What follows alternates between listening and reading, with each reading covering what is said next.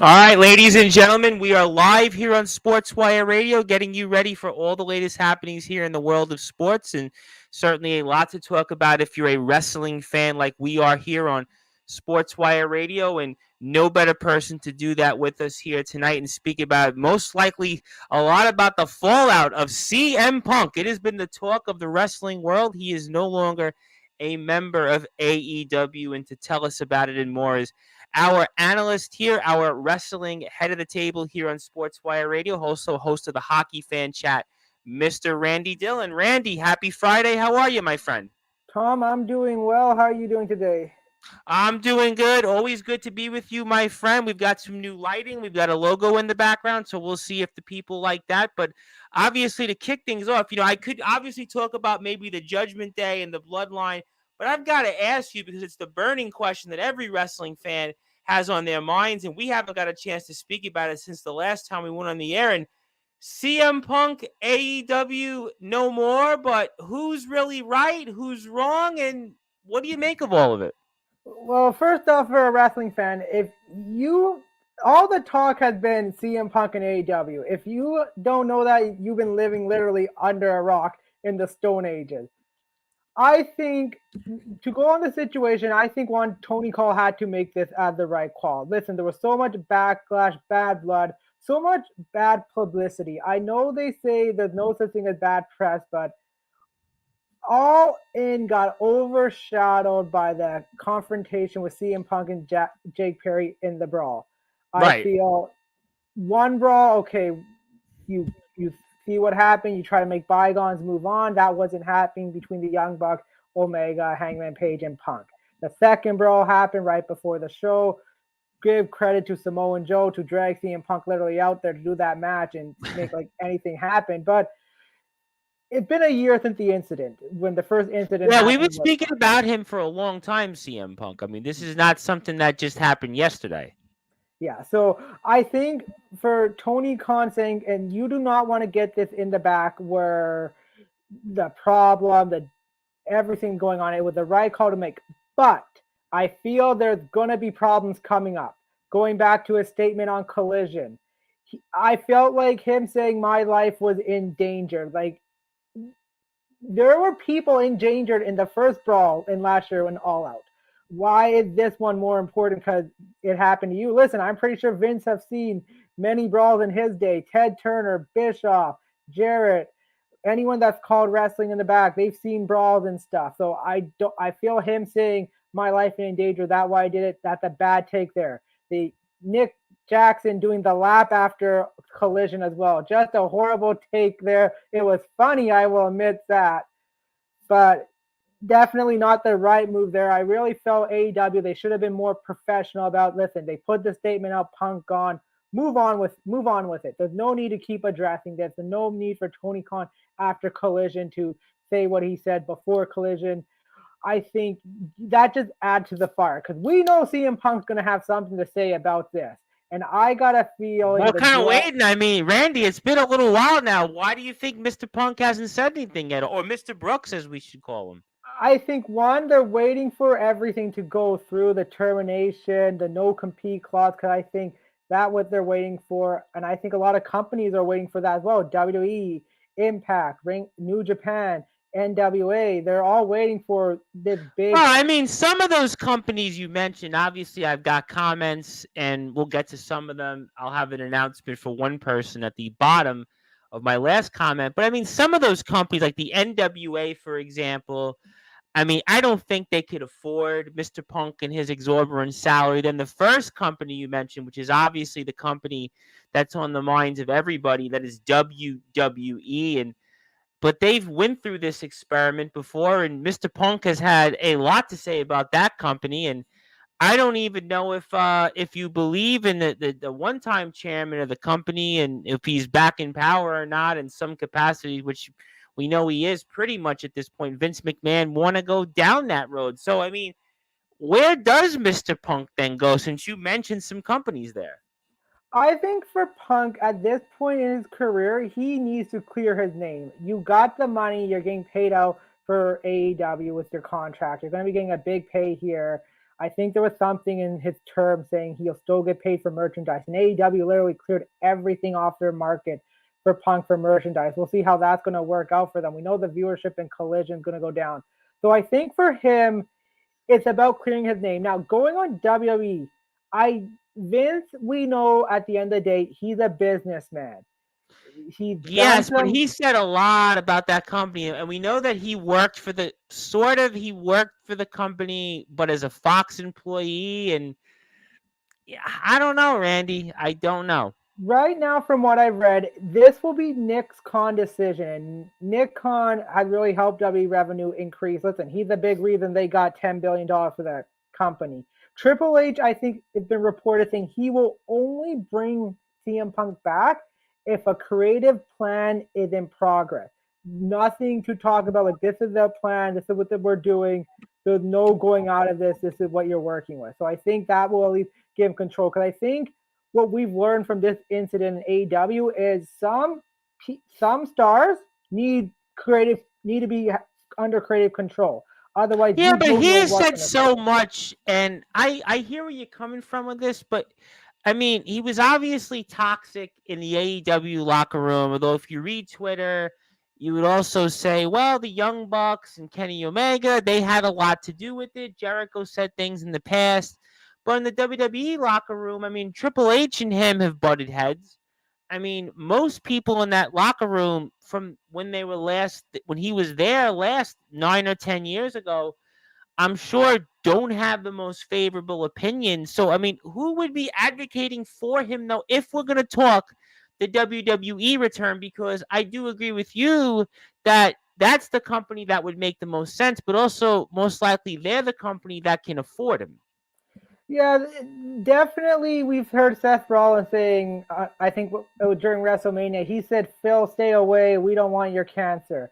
You look at Cody Rhodes, who's been with him in AEW and WWE. Roman Reigns is another example. You got John Cena, who's now back, seems like a little bit Oh, more. he said a lot about Cena in the past, and if Cena's here even part-time, I don't even know if Mr. Cena would want to deal with Mr. Brooks. Exactly. You got the lights of AJ Styles. You got the light in the back in the locker room who've done work with him, such as Rey Mysterio returning to the vet. So definitely, it's going to be Sheamus is still interesting. there from when he was Yeah, there. You Dolph know, Ziggler. yep. There's a lot of guys there, but the one thing I think right now for WWE is they don't need to jump on this right away. Listen, as I said, Cena's there right now a lot. Roman is still a top attraction. Logan Paul is a top attraction. Cody is a attraction on Raw. Gunther is Judgment Day. I feel like WWE, like, they don't really need him at this point to come if they real. It's just more maybe around Mania Rumble season. You can maybe think about more closely, but I think in the short term, I don't see him coming back till maybe Survivor Series in November, the earliest possible.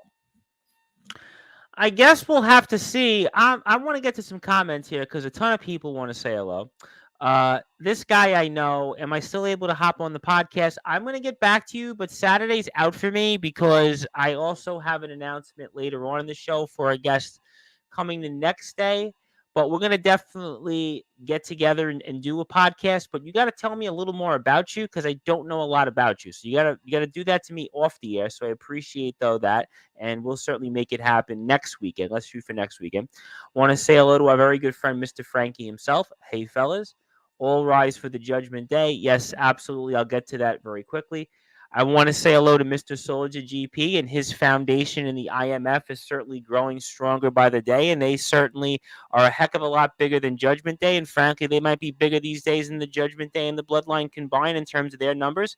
Frankie also wants to say CM Punk is supposed to be banned from WWE, isn't he? Yeah, I mean, that's why I'm kind of not that he's banned necessarily, like the Andrew Dice Clay all-time being banned from Saturday Night Live years ago, but I just am skeptical that we would actually go through this again, where he would come back to WWE. I know WWE has had an open door policy. The Ultimate Warrior came back. Bruno Sammartino came back. Look how Hogan long is it took them. Look how long it took them really near the end of their career, including Brett. It took Brett almost 13 years to come back. But Brett, though, and Punk would be the most comparison to Brett. But I think Punk, though, is a lot more toxic or a lot more hard to deal with in a locker room. Brett's really issue was one thing that happened to him, which if you really think about it in the grand scheme of things, is really Brett's fault. I mean, not to say that I'm, and I love Brett. I'm a big Brett guy, but I mean, Brett should have just lost the match and moved on. I'm sure that he would have been in WWE much sooner. But that's a whole different keg of worms. I don't want to go into that. But I mean, to me, I just don't know. These names that came back, like you said, it took them years and years later. And I don't know if WWE knows or needs that much in business to really bring him back. The other thing we got to remember is what Endeavor is going to say about this at this point as well. Well, they're going to want him because of ratings. They're going to want him because it's all about the money.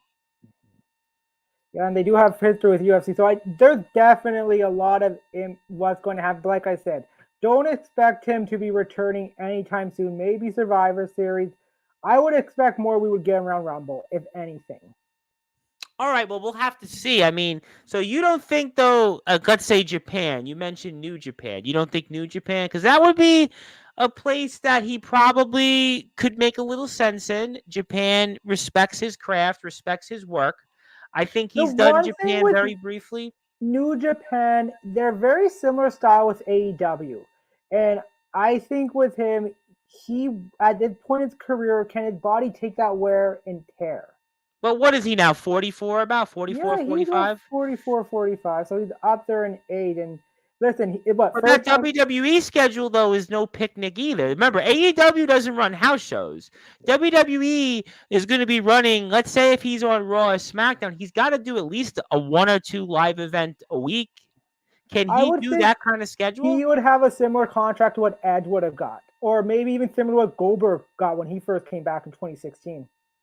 Not the one match, but the more the appearances and stuff like that. But I don't think Punk is Goldberg. I think if Punk to me is not an attraction, I think Punk, you're going to want to see him in the vein. And I get where you're coming from, but I don't know. And you don't think here, by any chance, Access TV on behalf of Impact to make a real power play would break the bank? That's the one kind of outside the curve here, because they've made some moves. Impact, they got their 1000 show coming up. They signed Trinity.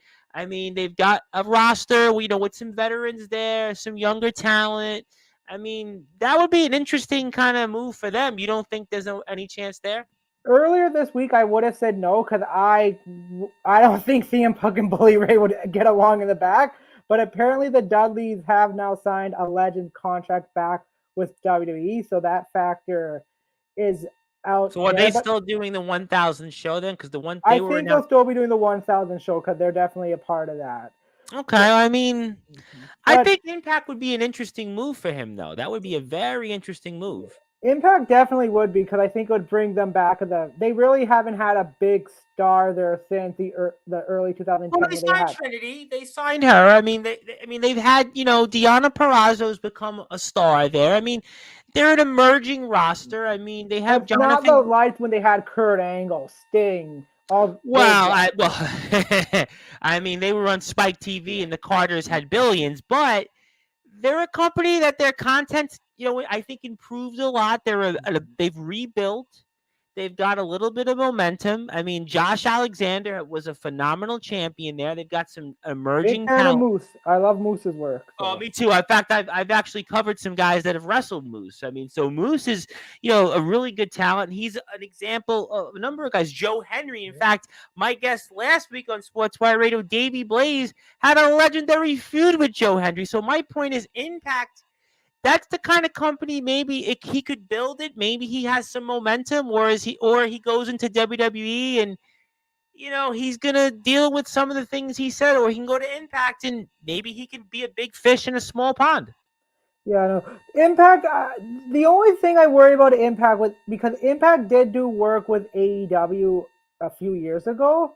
And yes, they did. Kenny Omega and Christian Cage, the Good Brothers. Yeah. Impact might get stalled there, if there's still some relation between the two companies, and they're probably would they try to stop that deal? because definitely would hurt AEW if Punk showed up there. And then, Yeah, but AEW and Impact haven't worked together for a while. I don't think that relationship is what it was. I see your point, but to me, I'd like to see him go to Impact. I got to be I honest. think it would be the right move for him. I think Impact. I think it might be the only move for him at this point.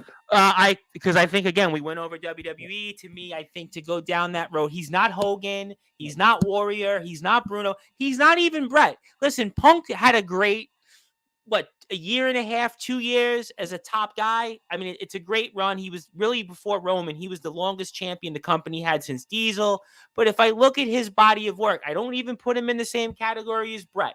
I don't put him in the same category as Hogan. I don't put him in the same category as Warrior. San Martino. Kurt Angle had a long break before he came back. I don't put him in that same category as all those guys that really have come back and then, they always look like the water was under the bridge almost. I just don't see it.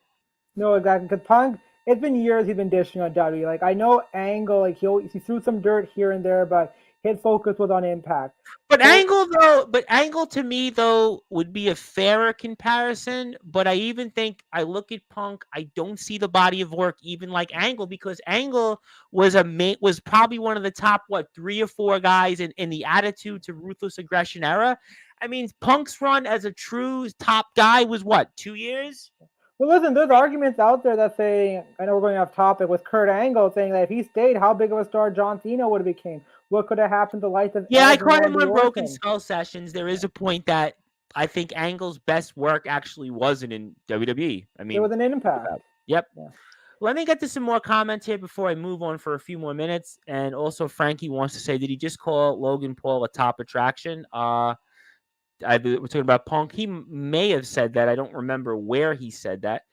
He also wants to say, I hope that he doesn't go to Impact there. I disagree with that, because I just named some names that are on the Impact roster that have done a really good job. I mean, I think about Deonna Purrazzo, Mickie James, who you just mentioned, Frankie, with the next comment, Josh Alexander, Jonathan Gresham, Steve Macklin.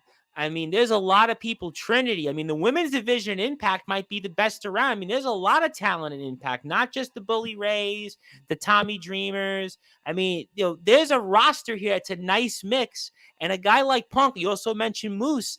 I mean, that's a roster now. All of a sudden, I mean, Trey Miguel, throw him in there as well. That it becomes now like, I'm not going to say they're what they were back in the late 2000s, early teens in the last decade, but they become a company now that you got to pay attention to. That's the place I think that he makes sense in. Punk is not going to Ring of Honor because AEW owns Ring of Honor. So unless Tony Khan is pulling a fast one on us, that makes absolutely zero sense. The NWA, and I love Billy Corgan, obviously I kind of like the Smashing Pumpkins, but I don't see him going to a YouTube network. I just don't see. To me, the two options are Impact or Japan. Japan, I think, because for his craft, that would make sense. Impact, to me, would be the one where he could really be a player again. So we've covered that. So, I mean, talk to me then for a few minutes. We saw SmackDown, what happened here, Judgment Day and Bloodline.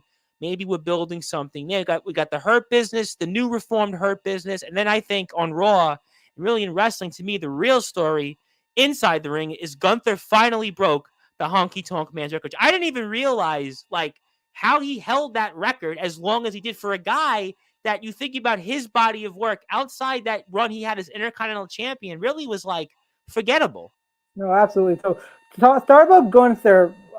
Arguably, I said this on Twitter, the greatest Intercontinental Champion probably in the last 25 years, when you get even closer before the Attitude Era, when you get the likes of Bret Hart, Mr. Perfect, Shawn Michaels, Razor Ramon, the British Bulldog, all these guys holding the title. Like, Gunther has brought the IC title up to a level it was back in the late 80s, early. I would even say 90s. in the Attitude Era, Kurt Angle held it, Chris Jericho, Chris Benoit, I should mention his name, but that was the Intercontinental title was still a good piece. That I would still say up until Ruthless Aggression, that's where it kind of lost it. And the one thing with Gunther, I am so amazed.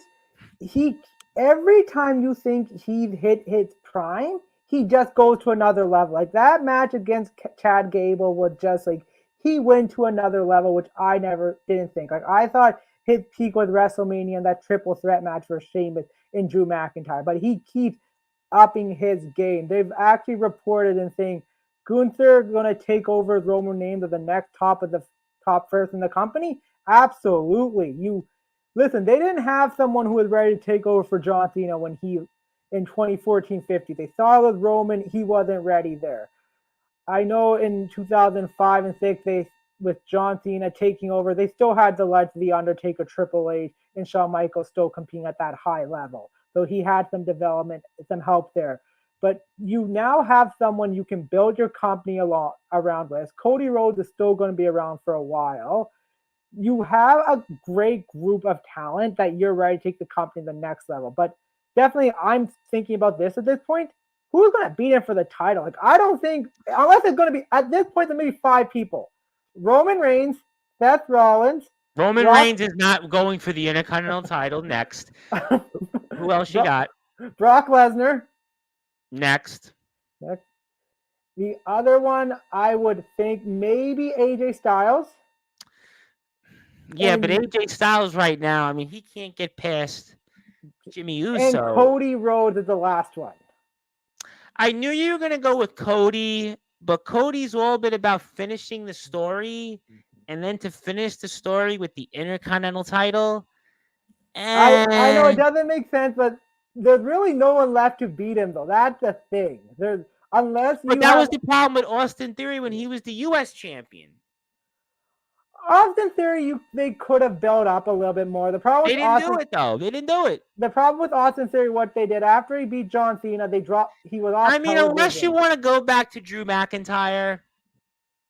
I mean, but I feel like that's also past. I mean, Drew McIntyre, maybe he's on Raw. I mean, do you want to turn Bronson Reed face? I feel like he's lost momentum. I mean, I don't know. Really, like I said, like maybe the only one that actually makes like Brock Lesnar might be the one who actually is the one to beat him. Yeah, but Brock Lesnar's not going for the Intercontinental title, but I do think that would be a great match. I think that would be a great match, but I don't see Brock Lesnar going for the Intercontinental title at this point. Next.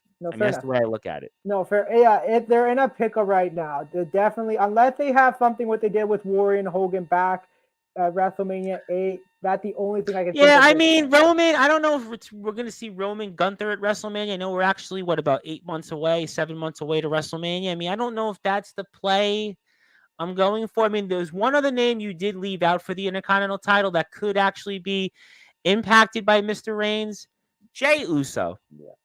That would be the one name you left off that to me would be believable to take the Intercontinental title. The only reason I didn't mention Jey Uso because the one thing with the 2 points with Jey Uso, I felt he came back a little too early. I think he should have came back around Survivor Series because we know it pretty much out there. Jimmy and Jey are going to have their match in WrestleMania in 8 months. The problem is you have so much time to build, and right now with wrestling, September and October are very weird months, I feel, for WWE, especially because they're in competition with the NFL now, where they want. Yeah, and it's also like so SummerSlam. You still like from WrestleMania to SummerSlam, it still feels big. Mm-hmm. Not that you're in the off season, but it feels like like you're almost not starting from like ground zero, but kind of starting from ground zero almost. Exactly. That's why I felt the return could have been at Survivor Series because. Going to what you said before with Judgment Day and the Bloodline, I think we're going to get maybe a 5-on-5 match with some members of Judgment Day and Bloodline, and then I definitely see we're going to see some. Joe McDonough gets added in, right? Yeah, Joe McDonough. Exactly. So definitely we're going to see something there with Jey Uso, Cody Rhodes, Kevin Owens, Sami Zayn, maybe one other person. That makes sense. I could see that. And then all right, jump in. Yeah, I'm going to mention Judgment Day. And the one thing with Judgment Day, there was so many people commenting about Finn Balor, saying Finn Balor, they buried him, they destroyed him. I think since last year, since they've added Dom with Judgment Day, Finn Balor has been on the best run on his WWE career on the main roster. He's been healthy finally. Well, that's the whole point. Finn Balor's been healthy, and he's had consistency. He's been against the likes of Edge. He's been Seth Rollins in the world title. The conflict with Damian Priest. He's been, I think, a very equivalent to the Judgment Day right now, and especially with the back and forth between Priest, which we're going to probably see down the road here. So I gotta say that this has been probably Finn Balor's best time, other than his time in NXT. All right, well, we'll certainly see. I'll get to a few comments here. I also want to say hello to, I guess for now, technically, he's the host of the Off the Dome podcast, but it's becoming the Be More Talkative podcast. We were playing the show. Kind of, I guess you are the host of the Off the Dome podcast for a few more days until it expires and become the Be More Talkative podcast, Mr. TBK. We're waiting for the rest of the guys to come in here, but I'll read off a few more comments. Kevin Owens versus CM Punk would be amazing. Yeah, but I still say Punk is not coming to WWE. I'd like to see him in Impact. Maybe TBK thinks differently. I don't know. The Miz is a top 5 Intercontinental champion of all time. Well, in terms of the number of championships he won, what is he? I think first or second all time. He's first with 9. Miz, I would say, definitely is a top. He is up there because he's hold the title, but a lot of his reigns are kind of forgettable. Like, yeah, you know what it reminds me of? Remember when Jeff Jarrett had like the 6 Intercontinental title runs and like all the runs were like a month each? To me, that's like the Miz's runs as champion. It's like maybe 2 months, 3 months on average he was his champion. Mm-hmm. Like for the Miz Intercontinental title run, like it really got interesting when he had that blowout on Talking Smack with Daniel Bryan. Yeah, yes, in 2016, I think that's when it really took effect. That was great. Being a top. Before then, it just felt like he just had the title just because. Sheamus, he goes, yeah, but we saw that at WrestleMania. It didn't work out. Of course, he picks Cody Rhodes, meaning you put Cody Rhodes. Like I said, I don't think that's going to happen. LA Knight for U.S. champion. Well, I don't know. I think with the Heyman Knight confrontation, I think that's where they're going. I agree. Bronk isn't a mid-carder, but that would be an attraction match. Frankie likes the Ravens hat. All right, so before we move on to get the rest of the guys in here, they'll come on to talk football. TBK will hang in here. You got a thought on Punk, by the way? I know you're a wrestling guy, TBK, because our shows get played here on Sportzwire. I know how you are very opinionated on wrestling. So you have a thought on Punk and where he goes? If he goes anywhere? I don't know. I think Punk is starting to wear out his welcome pretty much everywhere he goes. Now, if WWE wanted to bring him back, I mean, sure. Would the pop be there? Absolutely. If they're in Chicago, absolutely. But there's plenty of people who have stated that they absolutely do not want Phil Brooks back under any circumstances. And when they're going so far as to use my man's government name, no, they don't want him.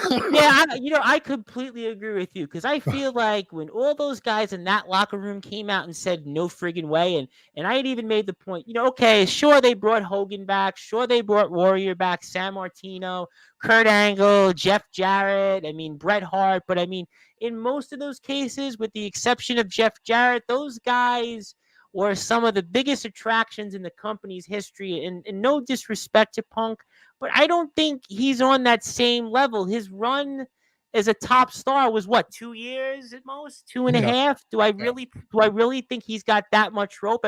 Hogan basically built sports entertainment. I get it. So that's why Vince kept bringing him back. Bret was certainly his family. What happened, even though I kind of say at this point, Montreal to me is more about Bret. But I still say, okay, fine. San Martino. Even Kurt Angle, we spoke about. Kurt, I think, was the measuring stick for a long time in WWE, and he was a top draw. And then I brought up the Ultimate Warrior because, well, he's the Ultimate Warrior, but I don't see Punk the same way in all those categories. Am I missing something, TBK? No, and I think personally, Punk coming in, Punk's going to want to be a top guy, and with Roman and Cody, I don't see it. Exactly. Not going to happen. I don't see it. I don't even think he can work that schedule. I don't think he's Brock where he demands that kind of like once every 3 months. Randy said Goldberg. Yeah, but Goldberg had a special thing because he was gone for so long. He kind of recreated himself. I don't see that with Punk. I think to me, if Punk's coming in, they're going to want him to work 2 to 3 times a week. And at 44, 45, I don't see it. And I also think, not for nothing, the UFC, he embarrassed himself. He did embarrass himself. He lost value. Brock and Bobby Lashley as fighters, they were very impressive, especially Brock. I just don't think Punk, he's really that impressive at this point. The only way I would see him coming back to WWE is if maybe his wife was a part of the package, but she's more opinionated than him, frankly. She's more opinionated than anything he does. That's just my take on it. But I I don't see her hanging with the women's division now. No, at me all. either. I think they lost too much time. I just think that you can't recreate all that stuff. And before we move, I think that he is perfect on Stars on that show Heels, and Yep. that's where he needs to stay. That's it, and that's it. That's it. I do think though Impact would be a good spot for him because he doesn't have history in that locker room. If they break the bank, but they may not. I mean, NWA, I don't see him going to a YouTube company. Randy doesn't think Japan, so that makes kind One of thing with Punk as well with Yeah. WWE, which this just dawned on me, it is getting for the U.S. The election is about 1 year away. If Trump is running, we know the McMahon family has tight ties with him, and Punk has been very vocal about all that stuff. So I definitely think. Yeah, but I don't that- think. Yeah, but WWE's always had a place of different. You took it to a guy who's worked in politics, actually, both for Republicans and Democrats. So I mean, I'm the perfect person to say this. I don't think WWE would shy away from him off that. I mean, there's been plenty of guys that have had different opinions. I just think it's a matter of what the locker room thinks at this point. It's a different WWE than it was even when he was last there. I think that's what it comes down to. But you never know, Randy. It's a fair point to make. We can certainly talk about it. I like the Ravens hat. Yep, we're definitely going to talk about them in a few minutes. We're going to smash the Bears on Sunday. I'm definitely going to talk about that also. So, Randy, I'm going to give you the floor here because I want to bring the rest of the guys in. And we spoke a lot. And by the way, I hope you guys like the new logo. We got some new stuff here, some new lighting on Sportswire. So I'm trying to copy TBK. No, I'm only kidding. But obviously, I can't fully copy you because you're obviously just TBK. But Randy, I want to give you the floor. I've been keeping the hockey podcast show in with you and Neil for the last several weeks. I'm going to keep it in the rotation. So anything else you want to share, my friend? Anything else you want to plug? The floor is yours, my friend. Perfect. Thanks, Tom. I'll try to make this quick. Just going back with AEW talked earlier, I'm very interested what's going to happen with Jake Perry. If I'm Tony Khan, I know there are a lot of people saying you got to let him go. I think Tony Khan needs to let him go to send a message to that locker room saying, listen, we're done with all this BS. We're done with all this locker room drama. We need to move on. We need to be professional. I have the feeling if he stays, you kind of know the Young Bucks, the Elite, they have the pull with Khan. Tony Khan really doesn't really understand the business as much Vince and others. I disagree with that. His father owns the Jacksonville Jaguars. You're telling me he doesn't know people's egos? He owns a soccer team around the world. Well, a guy with an ego not taking a shot here wouldn't allow someone who just blew up on a press conference. So you don't take Jim Cornette's side on all this, where Jim Cornette basically takes Punk's side. You don't go. I'm not taking anyone's side. I think if you want to send the right example down the locker room, saying, listen, even before the Punk thing happened, we had heard the drama with Miro and Sami Zayn. There was other dramas happening as well in that locker room. And saying how guys have. That's what Eric Bischoff is saying. Eric Bischoff is like, that locker room has a lot of issues. And exactly. And I think if you let Jake Perry go and you can tell Jake Perry, listen, you need to clear your name. You need to come back, prove yourself. We'll bring you back maybe in a few years. But I think letting him go and just send that message to the locker room saying, we're moving on past this. We're done with this drama for a year. Let's go and put on shows. I don't know. It's a tough call. I tend to think they're not going to release him. I think he's got a lot. I don't think so either. I just think if they really want to set an example here and for people to think, wow, this company is taking change for real, it's the right move. If not... I think you kind of made your own point, which I do agree with. The inmates run the asylum there. I think that's the bottom line. The inmates run the asylum, and that is a problem there in that locker room. So good points on that. Fun discussion. It was good to have TBK join us because he actually talks a little bit of wrestling in his podcast a little bit. So good stuff. He also has his promo show we'll promote later. And you can follow Randy on Instagram and YouTube at Randy Dillon. And Randy, lively discussion as always, my friend. And we'll definitely talk with you next week. Good stuff. And I like the belt as always. Sounds good, Tom. Thanks, everyone. Have a good one. All right. And that was Mr. Randy Dillon, the host of the Hockey Fan Chat. And I'm joined here now by two guys here that are with us here to speak about a number of topics in the world of the NFL. That is one guy who's obviously a New York Jets fan. It's Mr. Justin Gianelli. And a guy here is probably right off a basketball court, right? Probably getting basketballs for Kelly Dempsey or Ed Dempsey somewhere at the Nassau PAL. I'm sure I'm only kidding on that part. But is the Mr. Brute Force, Brad Weiss. He is obviously with the Level Up basketball organization, also the head coach for our Plainview Boys JV basketball team, Long Island Nets, New York Liberty booster, and of course 27th all-time in history in SJLI men's basketball history and rebounds. And also I'm joined here by another New York Jet booster that is the host of the Liftoff Jets and the Talking Rivals show, Mr. Chris Pizzea. So I've got, I think, 3 hosts on Sportswire, and the brute force Brad Weiss, who's obviously a legendary analyst. So, guys, happy Friday, and how you doing today? Good. Doing great, Tom. Okay. Doing all right. You like this angle or this angle? What do you like better? It's your show, brother. Whatever you I want. think this one's better. Okay, well, we want to make sure. I'm very diplomatic that way. Okay, fair enough. But, gentlemen, good to be with you here. Obviously, we're going to break down all these games here and go into the picks. And I guess we'll start off right off the bat first. I want to go with the brute force Brad Weiss of all people, because he is back after a 2-week sabbatical. The reason that is because he was last week at the New York Liberties game. And, of course, the Liberty are having a special season in New York sports history. But the brute force Brad Weiss, I'm going to say it here because I was actually out today and somebody stopped me about it. So I'm going to ask you and say it. For all the people here listening and watching on Sportswire Radio, how about those Detroit Lions? Yeah, that's right. That's the way to kick off the show. All right? Because, listen, ladies and gentlemen, I want to make sure I clear my comments first, because I know the man, the myth, the legend, John Gonzalez will tune in here soon enough. And he wanted to remind me. He's not going to be here this week, actually.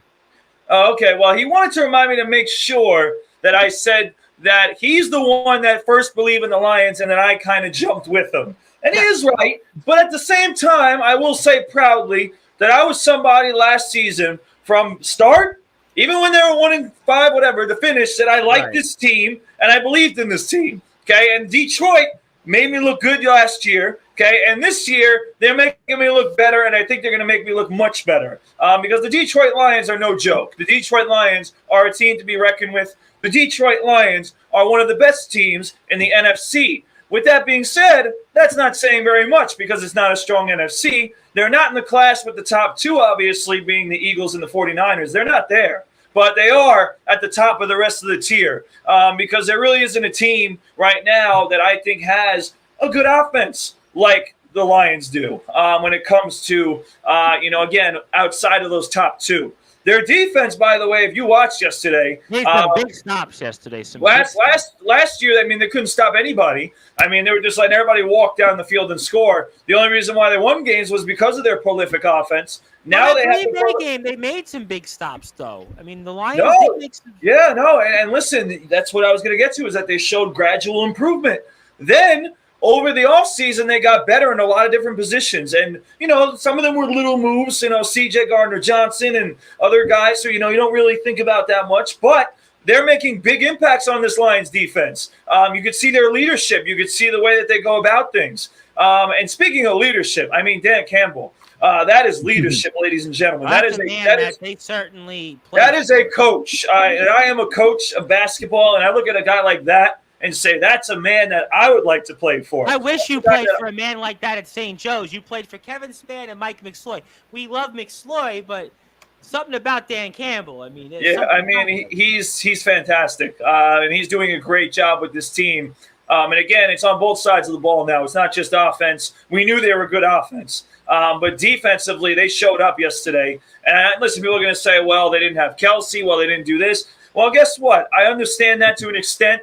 But at the same time, you could tell, just if you're a football fan, football, that the Lions are much improved defensively. And with their offensive power, that they have. And by the way, speaking of that guy, Jared Goff, another one who deserves a lot of credit because he has gotten a lot better over time. And he did a great job for me in fantasy against Chris Pizzea last night. All right, so listen, I'm proud of him and I'm proud of my Lions because they are a team to be reckoned with.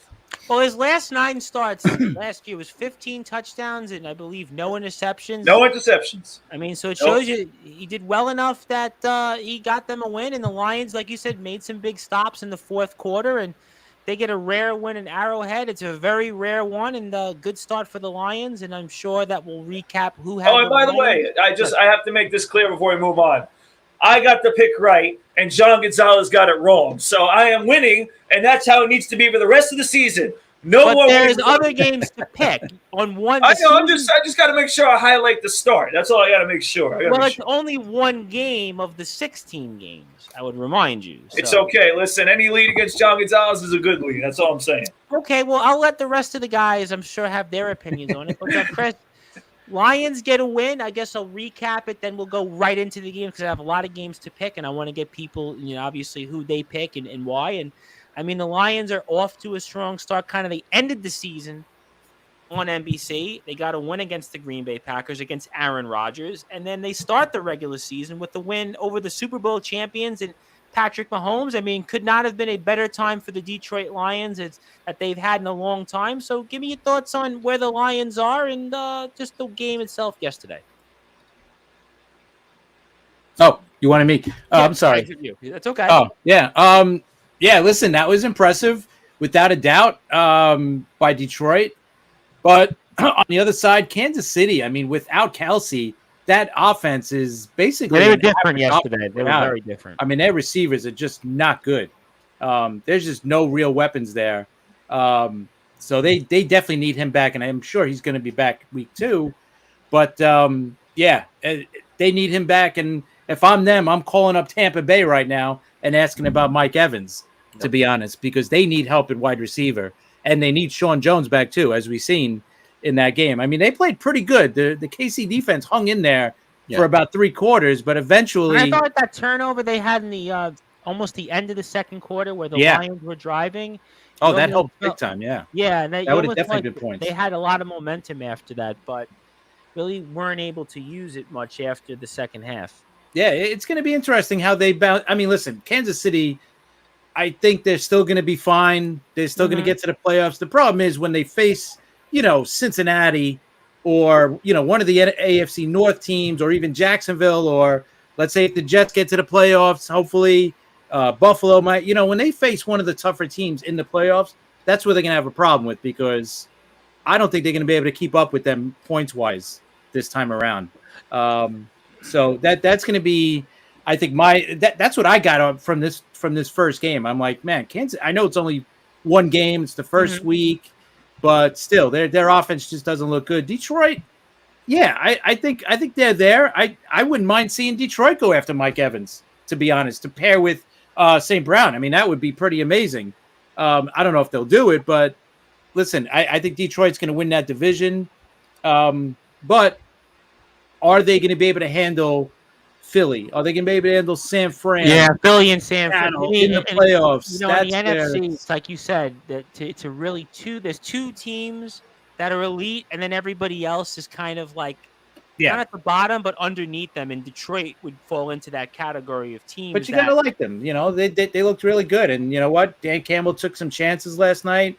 And then on the other side, coaching-wise, Andy Reid messed up. 4th and 25? And he's going for it with over 2 minutes. I was wondering why. Want the ball? What was you thinking on that? Made no sense. That's a call a Hall of Fame coach should not be making. I'm sorry. Andy Reid's a Hall of Fame coach. And Collinsworth said it was like, well, you've got 4 timeouts technically because of the 2-minute warning. Right. And I guess maybe the thinking was you're down 1. So maybe you think you could make a stop, get the ball back, get a field goal, or maybe you give up a touchdown and try to get the ball back. But they don't really do that in those spots. So it was kind of like a bizarre call to say. Yeah, you don't go for it. Maybe 4th and 10, you go for it, but 4th and 25, that's ridiculous. You don't go for it there. You weren't even in great position. No. You were like, what? You needed to get to Detroit's 45 for the first down, so that meant you were at your own 30. I mean, Yeah, bad call. And that was one of the few times you'll see Andy Reid make a mistake like that. So, well, he certainly did, and the Detroit Lions got a victory for it, and they're 1-0, and they got a win on national TV. So it's back-to-back wins on national TV for those Detroit Lions. And Mr. TBK, who's the host of, for now, the Off the Dome podcast, but it's soon going to be the Be More Talkative podcast, will play that show coming up here on Sportzwire Radio, I guess Monday or Tuesday, depending on when we receive it. But for you, my friend, good to be with you. And you buying the Detroit Lions after week 1, or maybe it's too early? Well, as much as recent history would say that, the Chiefs should have done what the Chiefs do. And like I Pretty said much. last week, I thought there was absolutely no way that the Lions were going to go in there and get a win, much less keep it interesting. That was a fun game. And I'm highly impressed with the Lions. You know, and it's almost poetic, isn't it? You know, the Chiefs are out there and they're doing their little Super Bowl unveiling and they're showing the parade and this, that, and that. And, oh my God. And they lost by one. By one. And absolutely that 4th and 25 call, I literally sat straight up. I was like, what are you doing? It made no sense. Why? It was like 0 cents on that. You know, I feel like humbling was the word that defines that game. Detroit came in there and they showed them that, you know, Super Bowl champions or no, they're there to make their mark this season. Yeah, Again, you know what? They got a coach that they're playing for, and they seem to be comfortable in these spots. I mean, I go back to last year, national TV, and the season in Green Bay, and this year in Kansas City, and maybe there is a football god after all, especially if you were a Bengals fan last year, what happened there. But Lions get the win. We'll see if it carries over. Justin Gianelli, how are you, my friend? And Detroit Lions get a win. Obviously, Brad will tell us who had the Lions and who had the Chiefs before we go into these other games, and we'll try to almost in a way kind of break them down shotgun-wise. But what do you make of the Detroit Lions after week 1? Oh, I mean, you got to be impressed with their defense. That's really my takeaway in this game. And I know without Kelsey, the Chiefs have a different dimension, right? They just don't have, you know, Noah Gray and, you know, Blake Bell. You know, they did pretty well in this game, but they're not Travis Kelsey. And quite frankly, I think that was the big difference in the game. But, you know, with that being said, I don't want to take away from the performance of the Detroit defense, because that was my big question mark going into the season. You know, going into the season, I had them on the outside looking in of the postseason. Yep. But, you know, even just 1 week, you know, I can confidently say I think that this team is certainly on the rise. You know, and another solid game from Jared Goff and the offense. You know, missing Jameson Williams with the suspension. They'll get even better later in the year. But, you know, St. Brown got off to a fast start early. I would have liked to have seen them use Gibbs a little bit more, but David Montgomery ran the ball pretty solidly. You know, altogether, they were able to put together this was a monumental win for this franchise. It really is. You know, where that goes, you know, their next game's at home against the Seahawks, a playoff possible team. Hey, they battled it out last year. That was really the two teams that was for last year's wild card. So exactly. So we'll see how they follow this up, but you can't really you can't be any more impressed with the performance on Thursday night. Yeah, it's a franchise that just had very few national wins, and yet here we are last year to end the regular season, knock out the Green Bay Packers and Aaron Rodgers' last game in Green Bay. Then this year, they beat the Super Bowl champions, and I want to say hello to Anthony J. Finkel. Says Chiefs really let me down. He was probably the napkin. The napkin, yeah, he was picking it on. Guy picks his games on a napkin. It's almost like Homer Simpson, like eeny, meeny, miny. Remember the Simpsons episode where like Homer had control, like the power plant, like, and it was almost like he pushes the one button. That's like Anthony Finkel when he picks these NFL games. I see the one team and I pick them basically eeny, meeny, miny, mo, and I write them down on my napkin. Are they officially in though, or are they just on the napkin? No, he got him in. So he got him in. Oh, okay, he did have some questions about the spreads, which we had to explain to him, but it's okay. Well, only on here, the only thing we have is basically we don't have the over-unders on here. So it's basically you're playing the spread, basically 6.5, 5, and whatever it is. So Kadarius Toney's looking like he's in mid-season form, and then he has a trash can emoji, and then he hits the brick wall. So, okay, all right. So, Brad, then recap for us. Who had the Chiefs? Who had the Lions? Yeah, so the spread was 5 points. Obviously, the Chiefs were favored by 5. And myself, Mr. Chris Bezea, okay. Of course, you, Tom Bryce, the other Lions fan here. Well, I know who I picked, but the rest of the people. And then Billy McInerney.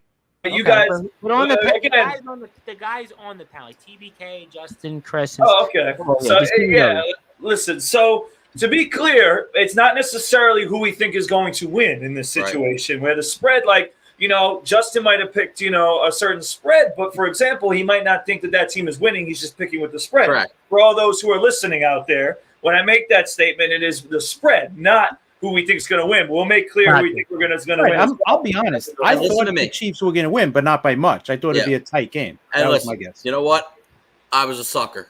You know why? Because even with Kelsey, when the Kelsey injury happened on Tuesday, it originally I think it was 7.5 to start.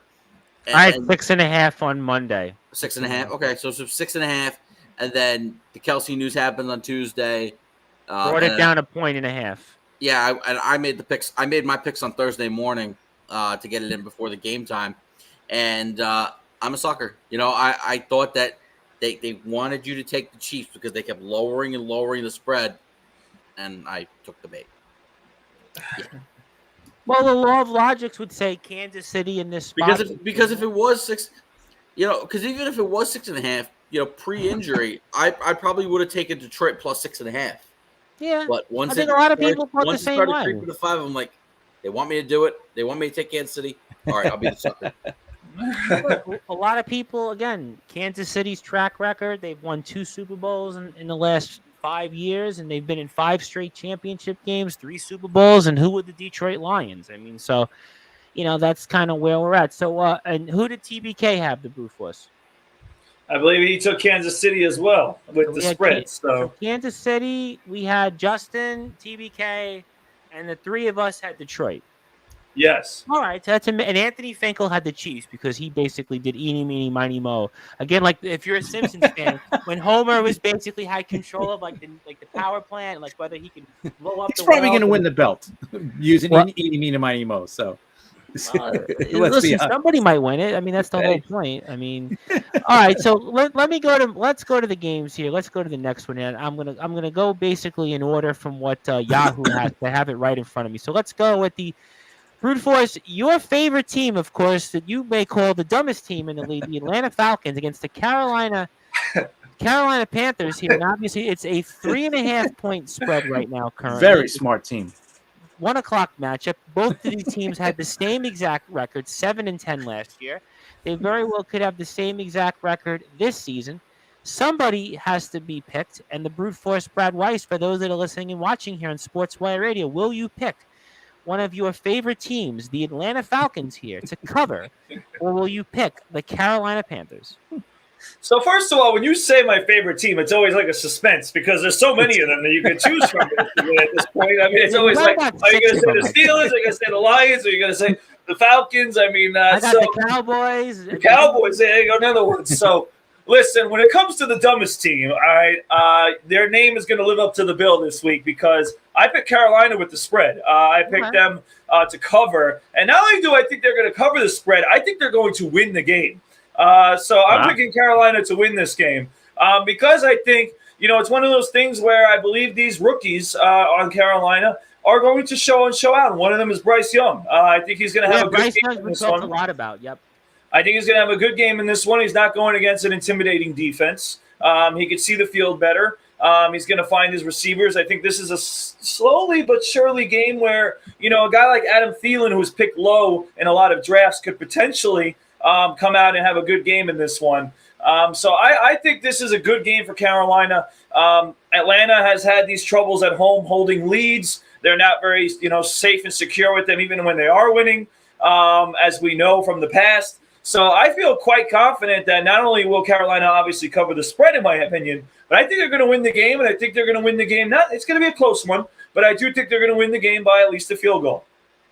Okay, although predictions on Yahoo have it 67% Atlanta, 33% Carolina. So interesting that I guess the indicators or the algorithms would say go with the Falcons, but you are going with the Carolina Panthers there. So, okay, interesting points here. So I guess I'm going to go right to you, Chris, because Frankie says you're a Falcons fan, but I know you're not a Falcons fan.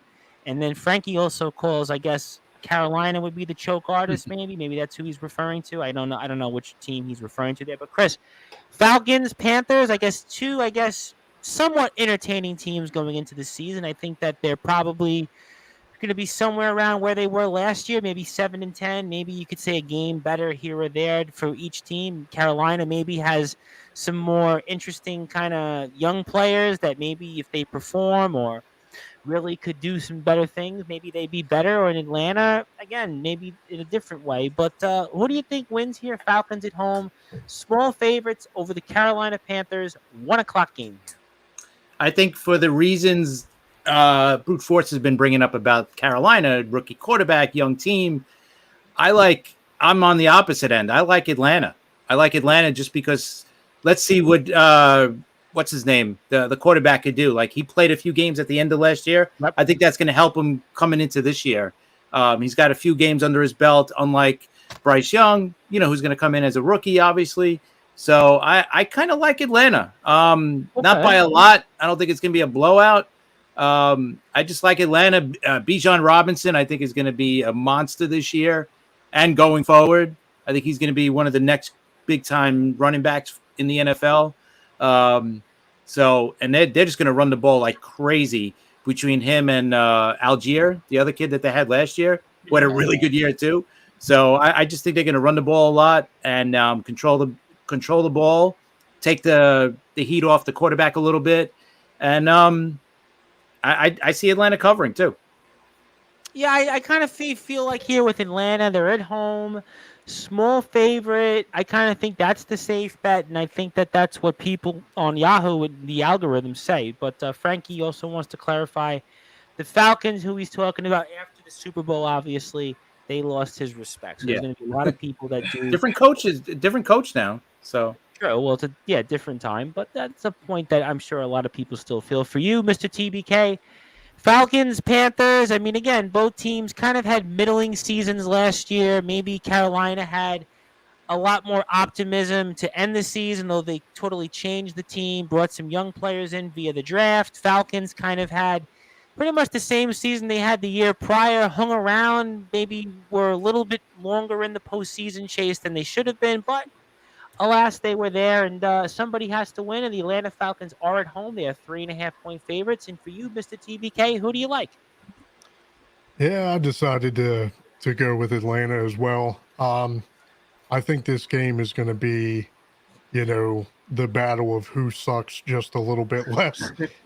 Right. There you go. That's kind of Brad's theory on the Falcons the last 3.5 years on sports. Yeah. And if I'm being 100%, that is my entire rationale. Okay, well, I mean, so they recently picked up Calais.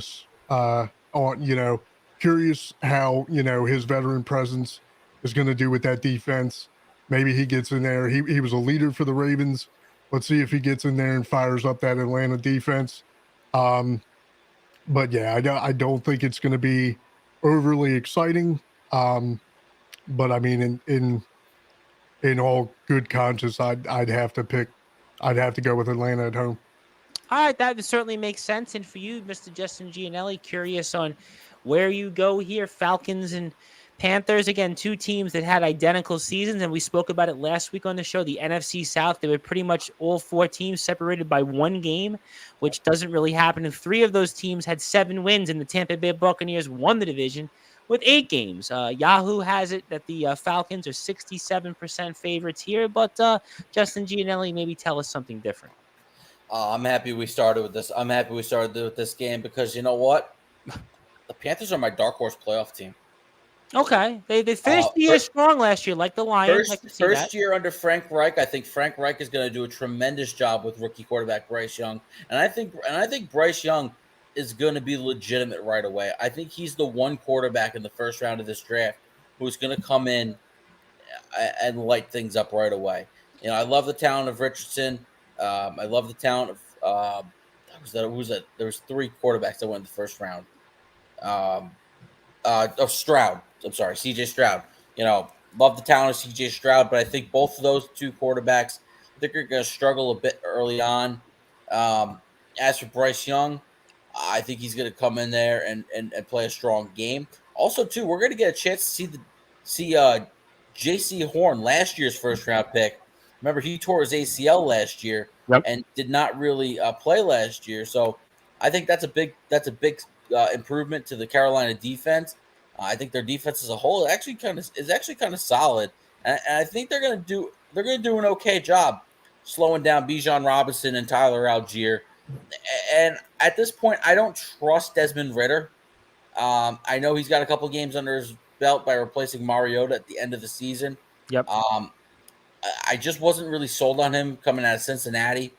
I think Bryce Young is really gonna have a strong debut, and that's a reason why I'm gonna take Carolina. I got them with the spread, and I'll take them with the money line because you know what, I really think that there's a good chance that this team could go from 7-10 to possible 9-8 this year, and I think 9-8 is gonna be good enough to be the number 7 seed in the NFC wildcard race. You know what? We spoke a lot about it in the last 2 weeks on the show. You could very well see 9 wins definitely comfortably make the playoffs in the NFC. You might even make an argument you're going to see 8 wins as a division winner in the NFC again this year. I mean, so I don't know about that.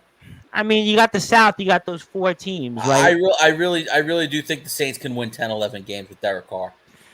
We'll see. I mean, it's obviously going to be an interesting dynamic. Then you've got in the NFC East. I mean, do the Giants win 9 and make a wild card, or Seattle wins 9 last year? So the point is, I do agree with you that 9 wins is going to make the playoffs in the NFC. And I have the Atlanta Falcons because I think the Atlanta Falcons at home, I think the Falcons here small favorites.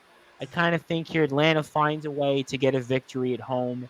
And I think home field week 1 means something. Your young quarterback could go either way with Carolina. So I'm going to go Atlanta there. So that kind of rounds up for the people on the panel. I know we have how many people are in our pool? 10 people, Brad? 10 or 11 people. So yeah, some of those people that they'll come on the panel here at some point and they'll defend why they picked and who won and who lost. And we'll go from there with them on that. But Brad, going over to another game here, I want to pick another 1:00 game. I want to go to a team we spoke a little bit about last week on a potential podcast that we should be lining up here on Sportswire in a few weeks, and we'll obviously have more details for that later on Sportswire because we'll have something kind of interesting to kind of put them on the roster in terms of how we do it, but that's for a different time, different channel.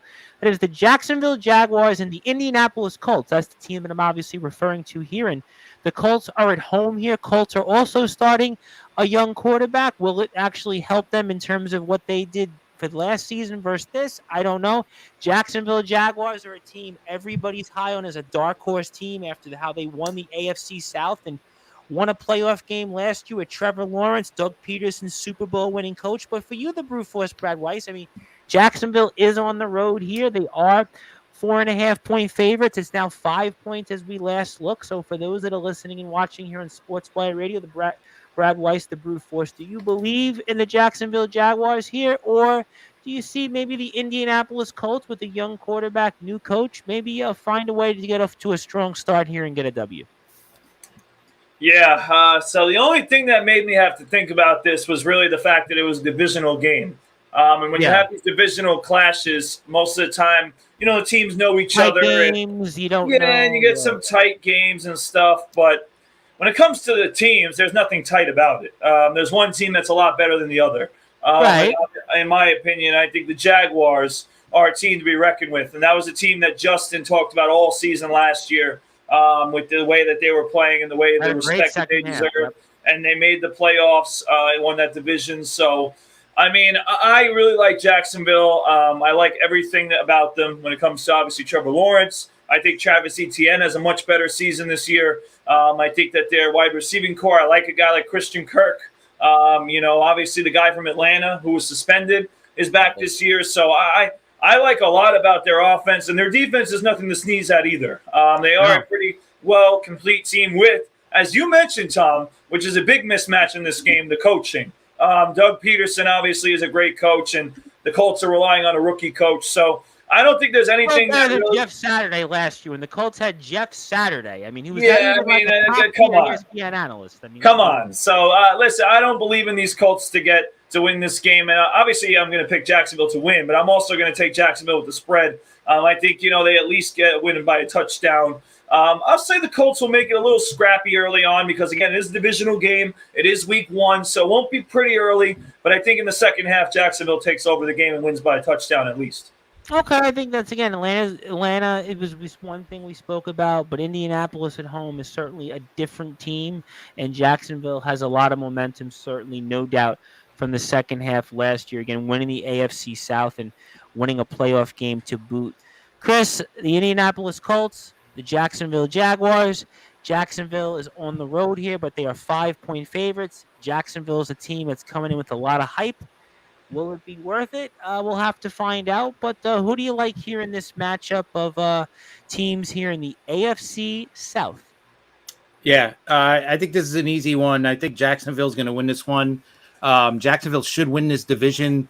I don't want to say easily, but there's nothing in that division that's going to touch them. No team in that division is going to come near Jacksonville. Maybe Tennessee, just because they're well coached. But and Jacksonville, I mean, they're a team that's on the up too. I mean, they played great last year. Gave Kansas City a nice run for their money in the playoffs. So they're definitely going to come back this year as well. So I see them winning the division pretty easily. And this year only going to get better. You can even see that defense get even better. If they get anything out of their number one pick last year, Trayvon Walker, if he improves from last year, this defense is just going to take off. So plus you got a Super Bowl winning head coach there. You got Trevor Lawrence finally, with a head coach with a plan and an actual real head coach and an offensive head coach who knows what he's doing. So, I think Jacksonville easily in this game. Easy cover for them.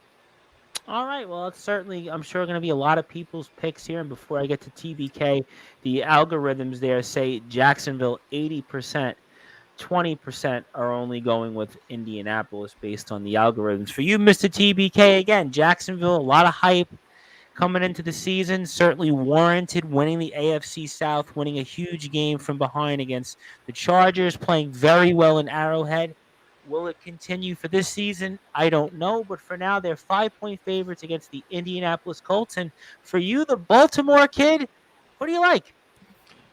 I think obviously it goes without saying that if the momentum carries over from last year, this team can be very dangerous. Trevor Lawrence was a much different quarterback in the second half. Absolutely. It looked like he found his feet. He got comfortable throwing the ball. He was trusting his team. I don't think this is going to be a blowout. I mean, I see, Indianapolis at least trying to put up a little bit of a fight at home, but I feel like if the Jags get hot at any point during this game, they're going to run away with it. That's a good point. Jacksonville's got the offense that they could run away with this game early, and that could spell trouble for a young Colts team.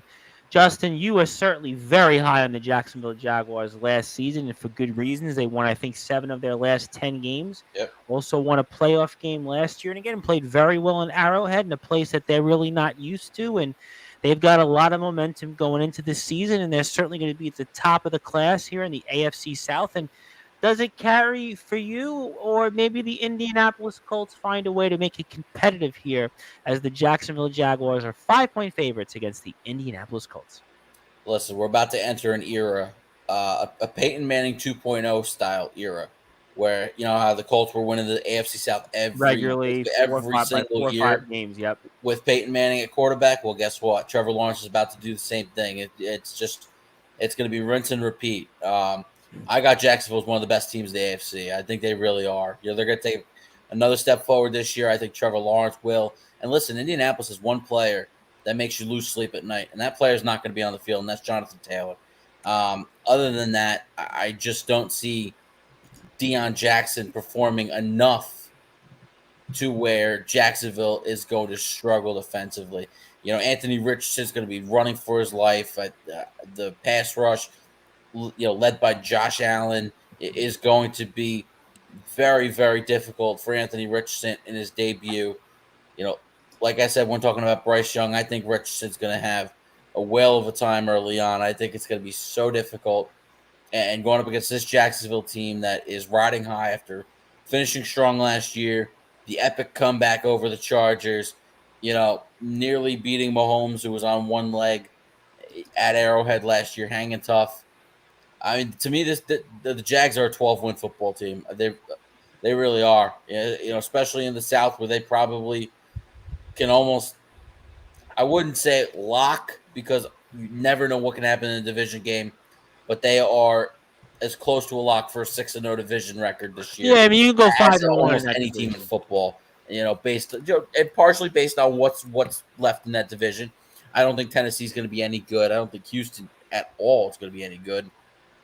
And Indianapolis is going to be another one of those really, really bad football teams. So I not only love the Jags to win this game, I love them on that -5.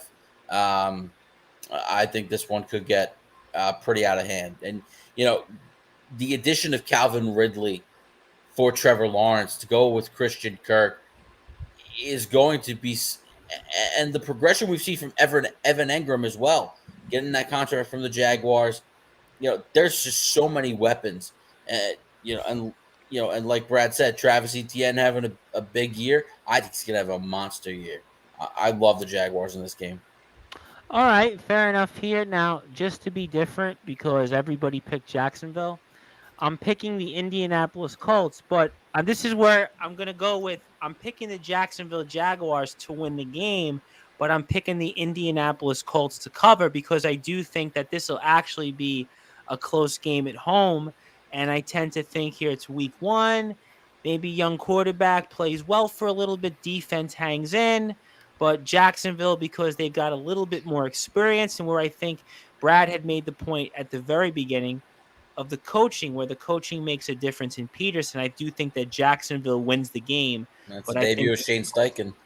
Big difference. So I kind of think maybe this will come down to a field goal, but Jacksonville will win. So that's where I go with Indianapolis covering. And Brad, let's go to another matchup where, I mean, this would have to be one of the more duds in the 1 o'clock hour. This will be one of your favorite teams from the past, our old friend Kyle Supran, right? I think he's still working for them. The Washington Commanders against the Arizona Cardinals, who for all intents and purposes are probably playing for the number 1 pick this year. And the Commanders are kind of where they usually are, between 7-10 or 8-9-1 or 7-9-1, whatever it is. They usually it seemed to be right around that run here, especially these last few years under Ron Rivera. They haven't been great, but they've been just enough to be either on the outside of the postseason, or if they make it, it's really because they were in a weak division. But in this matchup here, currently the Commanders are touchdown favorites against Arizona. And who do you think here comes away with a victory? Or maybe you feel a little bit frisky right now, and maybe the Cardinals have something to prove? Or what do you think here? Oh, frisky. I mean, that's putting it. That would be putting it nicely if I went the other way here. But listen, this is where the spreads makes it tougher, because last year we'd all be like Washington, and then that's it. But this year it's tough. I mean, this 7-point spread is not exactly a gimme. It is actually a pretty difficult decision because of the fact that these two teams are pretty bad. With that being said, though, Washington is the better team. I actually don't think Washington's going to be as bad as people are saying. Well, but they haven't been bad under Rivera. We've covered them. No, I don't think they'll be 8-9. I mean, listen, people will say, well, they're obviously going to come in last in their division. I do think they're still come in last in their division, but I don't think they'll be as bad as you think. I think they will win some games, obviously starting with this one. And with that being said, I mean, who's quarterbacking Arizona? Dobbs? Is that what I heard? Josh Dobbs. I mean, how am I supposed to take that seriously? So for me, my issue with this is that I don't see Josh Dobbs putting up more than a touchdown and a field goal. I mean, I think it's going to be tough for them to really score. And I know that Washington has their own quarterback, questions because they're starting a first-time quarterback here. Yeah, so Washington will be good defensively. Rivera's a yes, good and I think that is the reason why I feel confident in taking the spread with Washington. I think that their defense is good enough to hold them to about 10 points, and I do think the Commanders' offense will score about 20. So I could see this one being about, roughly like 20-10 or 20. Yeah, that was kind of like something like that. And I think that the Commanders will cover the spread. that's been Commanders football, really. That's really what it's been these past few years. They haven't, like you said, they haven't been great. They haven't been horrible. I would say they're a notch above the Falcons, just a notch above the Falcons Yeah. the last 3 years. Chris, Commanders at home, touchdown favorites over the Cardinals. I mean, I don't think anybody really takes the Cardinals for anything more than 3 wins this year. Maybe they're definitely it's going to be maybe between them and Houston for the top pick this year, I suppose. And the Commanders are, again, they've been not really a horrible football team, but they've been kind of mediocre. They were 8-1 last year, and they've been kind of around that 7-9, 7-10, whatever it is, and that's kind of probably where they'll end up this year. And what do you think here? Anything differently, or tell us what you think? Listen, Arizona might not win a game this year. That's how bad they're going to be. They're in full tank mode. I could definitely see them going 0-17, but I'm sure they'll run into a win or two at some point. But not this week. Washington's a lot better team. Brad said it too. I think they're a lot better team than people think. They're just in a really tough division. You're in a division with Philly, Dallas, and the Giants, all teams that could be playoff teams this year. So they're just in a tough division. I don't think they're going to get out of the basement in that division either. If you put them in like the NFC South, you know what? They might win. They might win the division. And listen, you could make the case Washington could have made the playoffs last year because they lost the Sunday night game against the Giants. And that was the difference in the playoffs. Honestly, that one game came down to it. And they beat Philly last year too. Yeah, on Monday Night Football. So yeah, and I think this is last year also. I mean, so they had some wins. Yeah, this is a good way for Sam Howell to get that, to get this season going. I know he played that one game last year, so I think this will get his first full season going for him as a starter. So I think it's going to be an easy victory for Washington. All right. Mr. TBK, I mean, obviously the Commanders, I guess, kind of play sort of near you, a little bit down the road, a little bit further away from you, but in that same geographic region in the Mid-Atlantic. But Commanders 7-point favorites at home against the Arizona Cardinals, who I think nobody, again, thinks much of it all this year. And what do you think? Nah, it's going to be a feel-good game for the Commanders, man. It's going to boost their confidence. First win of the season. I mean, Jesus Christ, if you look like when they beat us in the preseason, they were acting like it was their freaking Super Bowl. So, you got something to look forward to, I guess. I think Sam Howell gets to show off a little bit in this game, show off the arm. I think it's unanimous across the board. Easy choice. Commanders take this one. Yeah, I think this is one of the more easier ones in this week's picks. Some games you think about like, okay, Atlanta, Carolina. All right, I could see maybe where you go for one team over the other. But in this one, to me, I think most people are going to pick one over the other. And for you, Justin Gianelli, the Washington Commanders and the Arizona Cardinals, certainly this is going to be a matchup where I think most people are going to fall along the same side. But I'll ask you the same question anyway, as the Commanders are 7-point favorites at home against the Arizona Cardinals, 1:00 kickoff. And what do you think?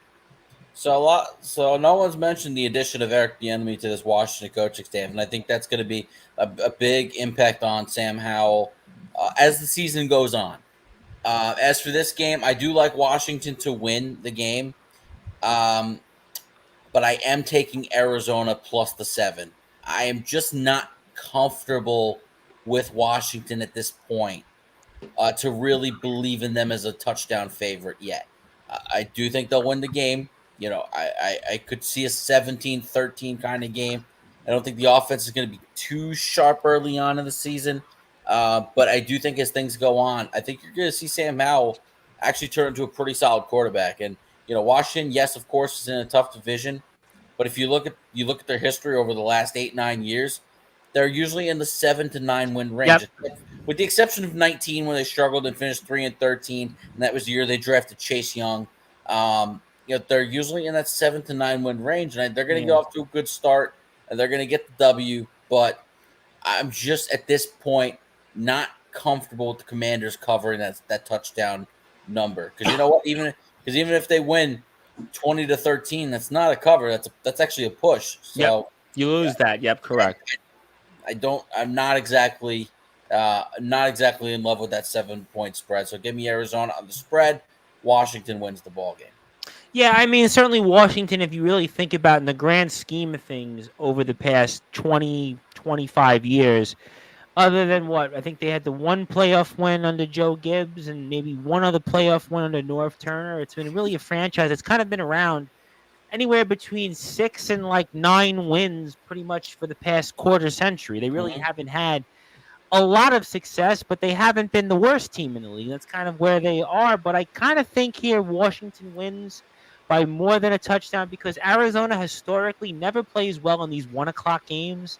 And especially now at these teams, I kind of do think that counts for something. And I think we all agree Rivera is a decent coach. I think he probably gets a little bit more out of these teams than maybe somebody else does. I think they do play in a tough division. I definitely agree with some of the guys here that I think that the NFC East has now become a very strong division with Philadelphia. Despite what Brad may say, Dallas is still a competitive to good football team. And the Giants, obviously, listen, Dable was coach of the year last year. You got Jones, you got Barkley, and you expect to be competitive again. But I think Ron Rivera gets a lot out of his players, and I think in this particular moment, the Washington Commanders win. Probably by a little bit more than 7. It'll be an ugly football game, kind of what Commanders football has been. And the algorithms on Yahoo say 77% Washington, 23% Atlanta. So that's kind of where most of us fall on the panel here. So let's go to another 1 o'clock game here, and that's the brute force Brad Weiss. We're going to go with the Baltimore Ravens and the Houston Texans because I want to give TBK a bone here and let him talk about the Ravens for a minute. But I'll go with you, the brute force. I'm starting with you first right now for this week's particular show. And the Ravens here are heavy favorites, obviously at home, 10-point favorites. So it's a touchdown and a field goal. And Houston, again, is one of those other teams that's probably going to be at the bottom. Last year, they certainly were. A lot of people were upset, though, with Lovie Smith getting canned. The Texans did play very hard for him, especially in the second half, and gave a lot of teams fits. But Ravens are going to have expectations, I think, high with their quarterback. Lamar Jackson, we're expecting to be healthy this year, and this would be quite a way to kick things off for us. And give me your thoughts here as the Ravens are 10-point favorites, one of the more heavier favorites here against the Texans, 1 o'clock game. Yeah, well, we're going to make TBK happy today, all right? Because, listen, there's no debating, talking about this one. Even though the spread is 10 points, I quite frankly would have probably taken even if they did a few more points because I feel that confident in Baltimore beating Houston this week. And there's just something, that's telling me that Baltimore is going to come out here and just absolutely dominate from the beginning of the game. I just feel like there's fuel in that locker room, with Lamar back, everything kind of going well in training camp. The team, being confident right now. And Houston, listen, they're full of rookies all over the place. Rookie coach, rookie quarterback, rookie this, rookie that. They're just not in the same class as Baltimore. And I think Baltimore wants to make a statement to start this season. I think some people are kind of like, what is Baltimore? What are they going to do? Are they going to be? We spoke about them a lot the last. Are they going to be contenders for the division? Are they going to be a wild card? What are they going to be? And I think this is the best time for Baltimore to just come right out against a weak team and just dominate and show what team they can be. And obviously, this is a formidable team. And I just think Houston, they're going to take their lapses. I actually think Houston's going to be better than Arizona this year. I think that they will actually win some games. I think Arizona is going to be – Chris said 3 wins. I don't even know if I could count 3 wins for them. So I really think Houston will find probably about 3 wins, but it won't be this week and it won't be close. I think that Baltimore is going to beat them pretty good. Yeah, I think you could make the case with Houston because of your division. You win a couple games, you win 1 or 2 here and there. I could make that point. Okay, fair. Chris, the Baltimore Ravens are heavy favorites here, understandably so, against the Houston Texans 1 o'clock matchup. Obviously, Texans are expected to be one of the teams in the basement in the NFL this season, and the Baltimore Ravens obviously are going to have expectations a little bit higher with Lamar Jackson, their star quarterback, also Odell Beckham Jr., and we'll see if it translates for them to wrest control back for the AFC North in their favor away from the Cincinnati Bengals. But what do you think here in this matchup? Yeah, I just think Houston's just too young at this point. They're still on the rebuilding process. They're still growing. Like you said, rookie head coach. You got a rookie quarterback now. They're just not going to go into Baltimore and come out with a victory. So it's going to be interesting to see how Baltimore progresses this year with Lamar Jackson with the new offensive system. That's going to be everything, I think, for Baltimore. If Lamar Jackson progresses in this offense and develops into a better passer, I mean, sky's the limit for Baltimore in my mind. I mean, they could easily win the division. They could go toe-to-toe with anybody if that happens. Now, I'm not saying it's definitely going to happen, but if that does happen, this team's going to be dangerous. But they should easily beat Houston this week, and I think they'll easily cover. All right. Well, and obviously algorithms on Yahoo say 73% Baltimore, 27 Houston. I would have thought it would have been a little higher, but I know, obviously, our friend, of course, the host for now of the Off the Dome podcast, will soon be the Be More Talkative podcast, Mr. Baltimore Kid himself. I kind of know who you're going to pick here in this matchup, but for those that are listening and watching, I'll ask it to you anyway, obligatorily. Who do you think wins here, and who do you think covers? Anything else you want to add on your Baltimore Ravens 1 o'clock game against the Houston Texans? Now, like I said, this should be a tune-up game for the Ravens. 100%. The only thing that worries me about us is the Ravens have a thing about them where teams that we should absolutely 100% dominate, teams that we should beat the piss out of, for some reason, we struggle against. I don't know why, but it happens. Now, the if word keeps being used with the Ravens. If Lamar stays healthy, if we this said happens, it here on the show last week. If this and that, yep. Sure. You know, the fact of the matter that Mark Andrews is apparently supposed to be questionable for this game. The fact that Marlon Humphreys is out for this game. Now, we have been struggling in the cornerback position for a while now against Houston. I really don't think we're going to struggle down the stretch. If we don't start adding some more weapons back there, I could see that being a big problem. For this game, however, you know, Lamar went on record saying that he's anxious about this Sunday. Now, I don't know how he's using the word anxious, if he's anxious to get back on the field or if there's some nerves there. Well, it's opening week. I think everybody gets anxious or jittery. I mean, it's like first day of school. Remember we all had first day of school? You almost like you have that excitement. Maybe it's good, maybe it's bad. So there got to be something there, I would think. Right. I just, you know, I hope that we don't suffer what the Chiefs did, you know, with good point. With obviously Mark Andrews being Lamar's favorite target. I think this game really opens up Zay Flowers. I think we see Zay, you know, the hype is real with this kid, and I think we're going to see that in full effect. And I think it also forces Lamar to move the ball around a little bit more. You know, you don't have Mark on the field, so you got to use Zay. You got to use Rashad, who's coming back. You know, that's another guy. That's another if. Can Rashad stay healthy this year? Yeah, I know we got OBJ to back him up, but OBJ is injury prone. So there's a lot of ifs surrounding this team, but absolutely, as I said in the beginning, this should be a tune-up game for us. It goes without question. I'm taking the spread. And I just hope we have a dominant showing. And I think that Raven fans should absolutely expect that as well. And Justin Gianelli, the Baltimore Ravens, are 10-point favorites over the Houston Texans.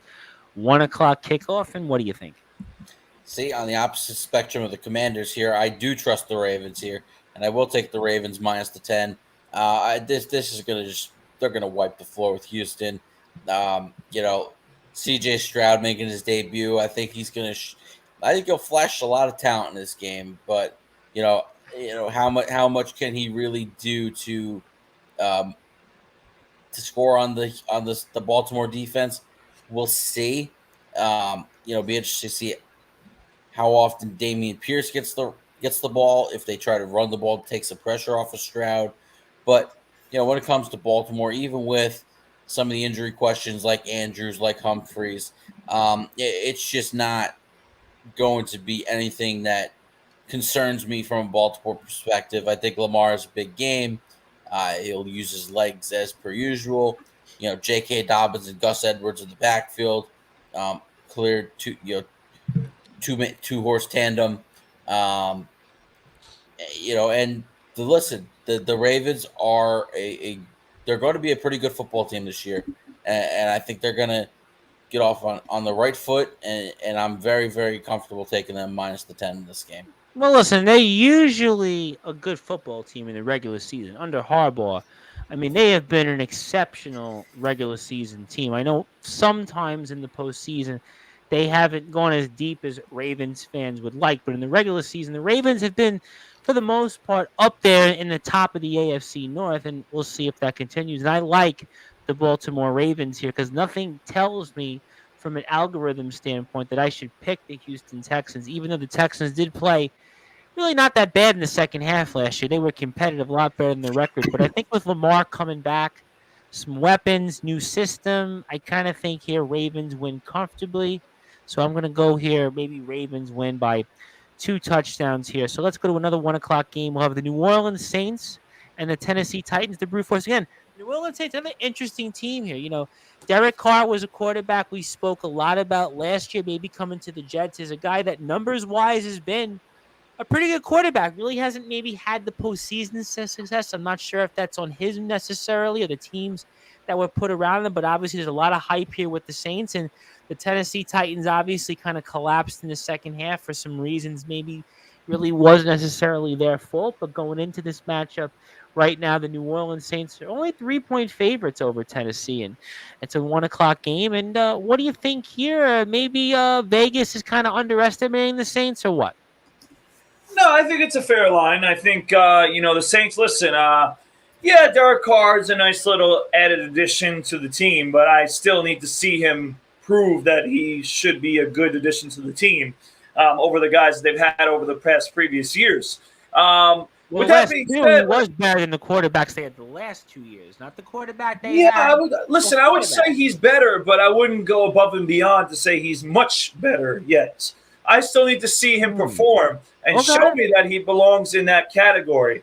So that is why I don't mind it. Plus, Tennessee, they're always a tough team to pick. I always seem to get them wrong because, some weeks they come and they put up points and Ryan Tannehill looks okay. And then, you have another week where Ryan Tannehill looks like garbage, okay? He can't hit anybody, okay? And it's like, they're relying on Henry to do everything. When they're able to have their passing game complement their running game, they kind of are a team that is tough to pick. But, sometimes they make themselves very predictable and it's easy to pick them. But that's what makes them so hard in the end. So I'm going to pick New Orleans to cover this spread with 3 points. I do believe in New Orleans defense. That is why I'm going with them.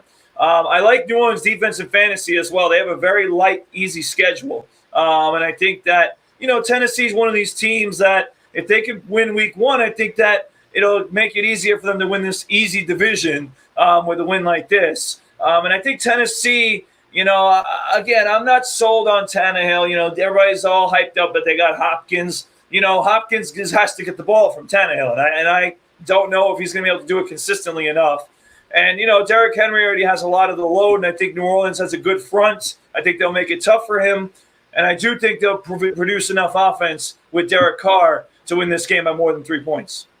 All right, we'll see. I mean, Tennessee, I don't know. I've got a bad taste in my mouth how they finished the season. But for you, Chris Pizzea, I mean, the Saints are only 3-point favorites here at home against Tennessee, which was a team that struggled in the second half last year. And New Orleans obviously did make an upgrade in quarterback. And do you think it pays off here? Maybe Brad makes a point. The Tennessee Titans can make this competitive and either cover or maybe even outright pull an upset. Yeah, I think Tennessee can, but like Brad said, they're sometimes they show up, sometimes they don't. When you don't think they're going to show up, they do show up. So because to be honest, they're just a very well coached team. Tennessee, Tannehill is just Tannehill. He's just a mixed bag quarterback, right? He's average. He's a little bit above average, wherever you want to put him. The Saints. Getting Derek Carr, they should be better. I know Kamara's he's suspended for a few games, so that's going to hurt them. But I think they'll cover 3, New Orleans. I think they could win by a touchdown in this game. I don't think they can be great, but they should win their division. But I see them winning by a touchdown here. So I'll take them to cover. All right, fair enough here, Mr. TBKA. It's probably not the most sexy game of the week. The New Orleans Saints and the Tennessee Titans, they are kind of like not quite $2 steak teams, but they're certainly not Peter Luger steaks here for those here in New York. It's not cream of the crop. Let's put it in a better way for the more national audience. But, somebody has to win here. The Saints made some upgrades. You may want to say they're in a weaker division. And you've got Tennessee, which is always well coached, always plays teams tough, always has a great defense. But I have a little bit of a sore taste in my mouth from what I saw last year. But what do you think here as the Saints are field goal favorites here, 1:00 kickoff against Tennessee? Yeah, I think Derek Carr, being in a new environment after wanting out of, Las Vegas so badly, he gets the chance to, come to a totally different team. I have no reason why I should feel like he, wouldn't perform well. Of course, Derrick Henry, whenever he gets hot. So that does make Tennessee a bit of a threat. But I've always stuck to my guns on the fact that if you can shut down Derrick Henry, you can shut down the Titans. Yep. And we saw that against Jacksonville last game of the season there. They shut him down. So I feel like Derek Carr can, I wouldn't say easily, but I feel like he can get it done. Yeah, I can kind of see that point. All right, so you got New Orleans, makes sense. And for you, Justin, again, the Saints, I do think for whatever reason they are the top team in the NFC South, maybe because of the acquisition of Carr, and they're usually a good football team in a weaker division. But the Tennessee Titans, there is a point to be made. They do have Derrick Henry to get a great coach, and they always seem to be competitive. But the quarterback is, to be desired. But what do you think here in this matchup? To me, the Titans are a confused franchise. I think that's what they are right now. They drafted Malik Willis, the kid out of Liberty, in the 3rd round, and obviously he stepped in for Tannehill late in the year, and clearly didn't prove anything. And the fact that they went back to Ryan Tannehill kind of signals a red flag with Willis here. I'm not a fan of what the Titans are going to be this year. I know they're well coached, and I wouldn't put anything past Mike Vrabel, but I think another year older for Derrick Henry. I don't think he'll be as explosive as in years past. I think the Saints defense will get after Tannehill in this game, and I like the Saints to win this ball game. They're going to be a solid football team. I think Derek Carr is going to play very well for this team, and like I said, I have them win in the South, but I also not just have them win the South. I have them respectably potentially winning 11 games. If you think about the NFC South, their schedule is going to be a little bit lighter than some of the other teams. So they might be able to rack off 11 wins. That's the 5-1, 6-0 division theory you point out. They go into that. Exactly. That puts them at least 10. Yeah, so 10-7, 11-6. That's kind of where my ceiling is for the Saints this year. And I think another year with Dennis Allen, reuniting with Derek Carr from their days in Oakland together. I think that's going to be a good thing for Carr, and they'll be okay the first couple of weeks here without Kamara. So give me New Orleans. Interesting though, the algorithm has it only 52% New Orleans, 48% Tennessee. Maybe it's that respect of Vrabel and what he's done there in Tennessee. Maybe that's one way you can look at it. But I look at it and I got to go with the New Orleans Saints here because, again, they're at home, quarterback. I don't know what I think of Tennessee. I kind of agree with the confused franchise look. I think New Orleans Carr has something to prove here.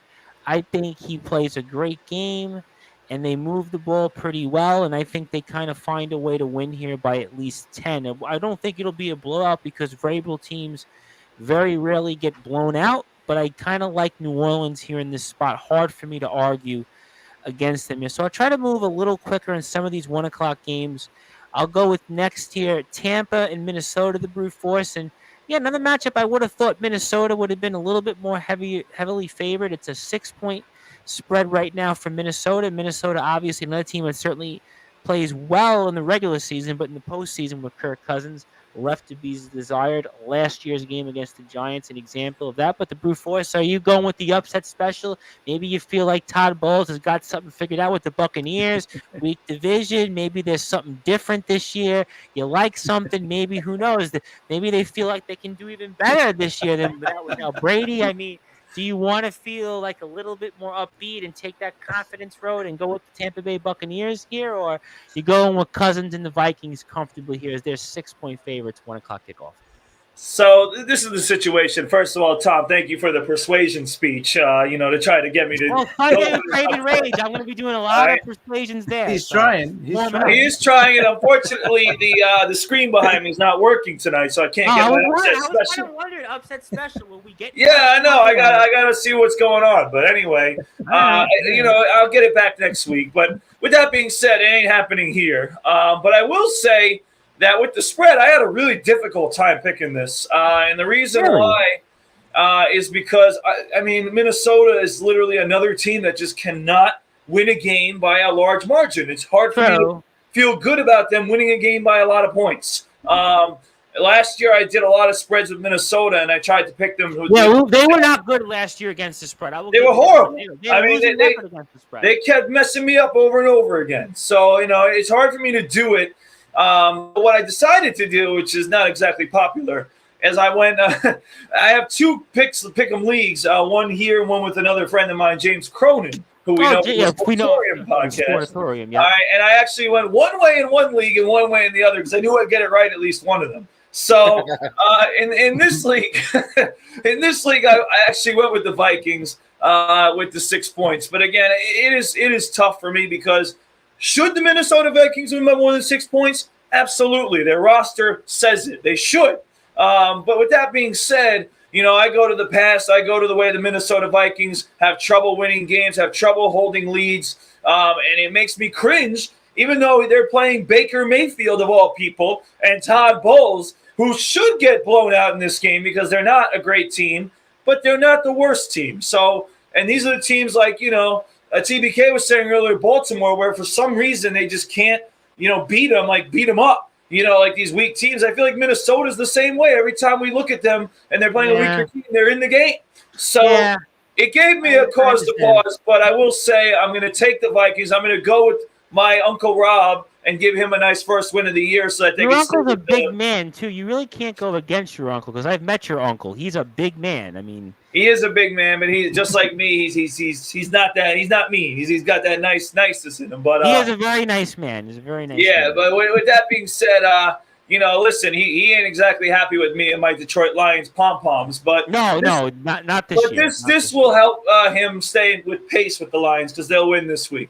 Okay, all right, good enough. And Chris, I guess Brad, now I think about it, makes a persuasive point to pick the Tampa Bay Buccaneers, but I mean, I don't see it because Tom Brady's not the quarterback, and certainly it's not the Tampa Bay Buccaneers we saw the last few years, but the Minnesota Vikings do leave a lot to be desired. Certainly, they were the definition, if there ever was in sports, of a paper tiger. Almost like, and TBK will appreciate this, almost kind of like the Craven Rage of the NFL, where sure, they won a lot of games, but if you watch them, you're like, really? I mean, did they really win that many games? I mean, Mr. Rage, I'm sure, won't appreciate that statement Sunday night on the show, but I mean, I guess maybe Brad has made the case I should have picked the Tampa Bay Buccaneers, or am I missing something here in this matchup?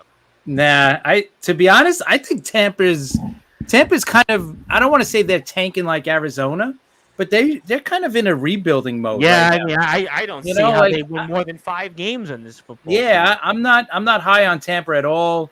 Listen, when you're between Kyle Trask and Baker Mayfield as your quarterback going into the season, you can't be taking that season too serious, right? So, as much as we want to say Minnesota this, Minnesota that, Minnesota's going to find ways to win games, and they're going to win a good amount of them.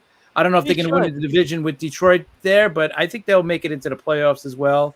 So I'm going to say Minnesota covers this one pretty easy.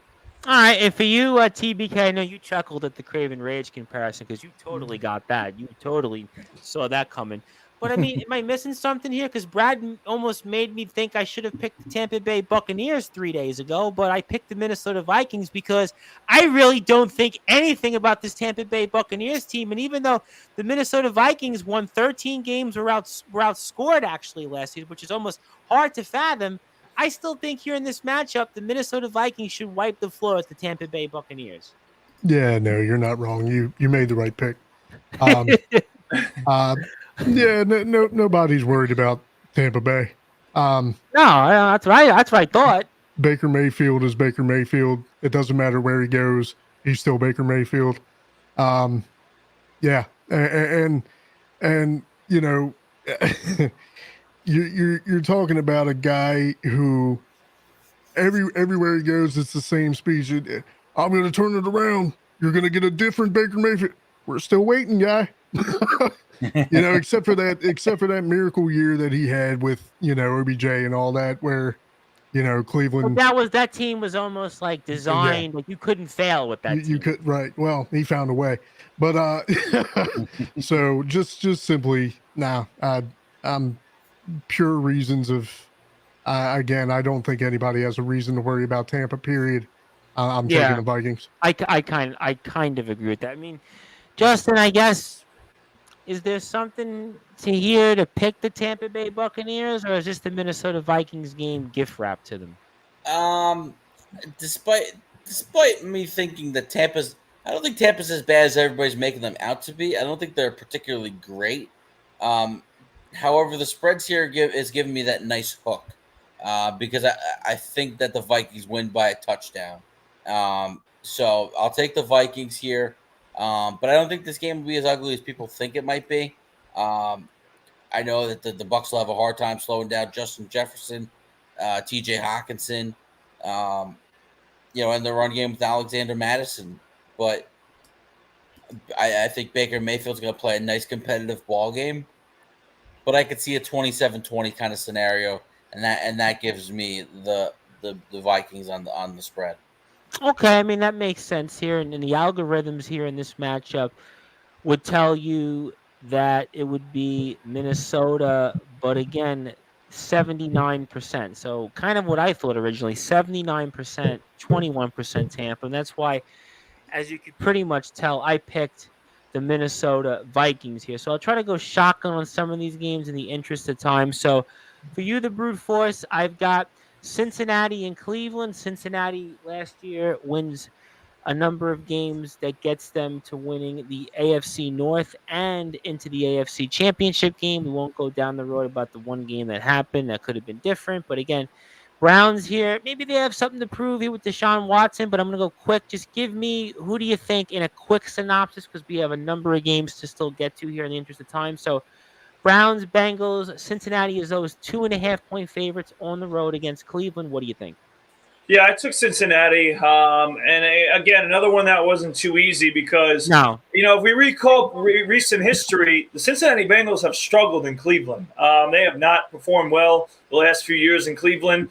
And the reason why I feel like Cincinnati is going to do it now is because of their past history. I think that they will be a little motivated to go into Cleveland and get this win.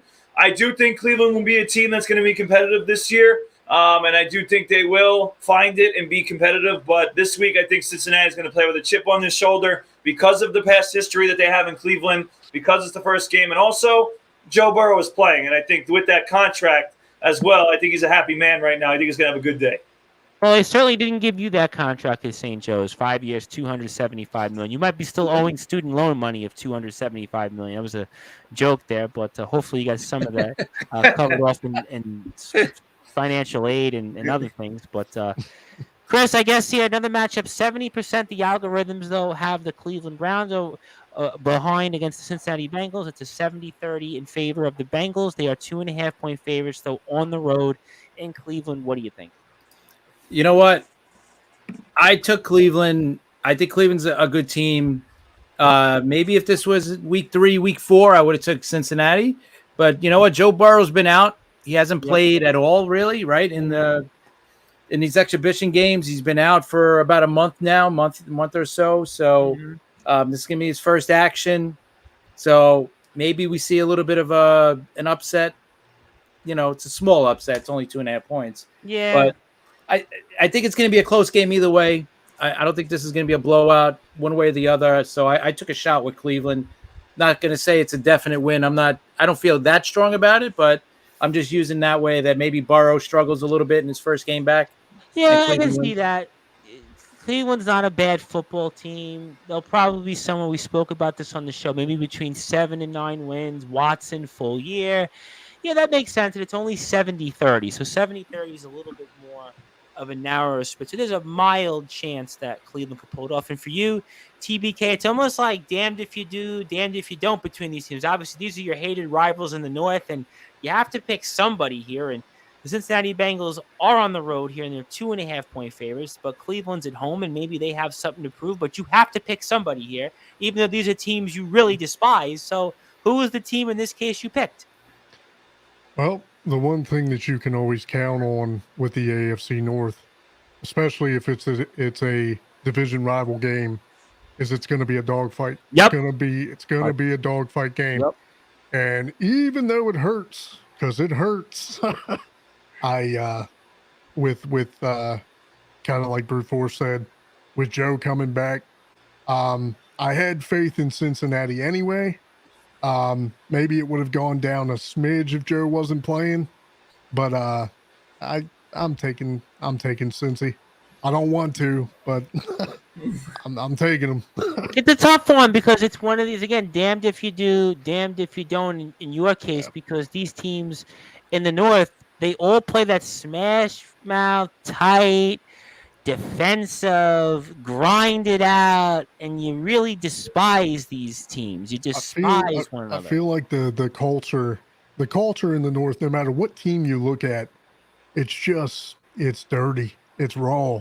You know, we all have that smash mouth. Yeah, they're always like physicality. 13-9, 17-13, like the Steelers and the Browns, the Steelers and the Bengals, the Ravens and the Steelers, certainly. I mean, the Bengals and the Steelers the last few years. These games always are almost like within a few points. They're low scoring. It's about who doesn't turn the ball over, time of possession, and, you know, it's one of those things. And for you, Justin, again, the Bengals against Cleveland, Cincinnati does struggle against Cleveland in these spots here. Brad makes a very good point here, but it is the Bengals. It is Joe Burrow. He certainly is as battle-tested as anybody here with 5 victories in the postseason the last 2 years and 3 of them coming on the road. But does the Cleveland Browns maybe pull off a mild upset here with the quarterback also with something to prove in Deshaun Watson? Or tell us what else you think.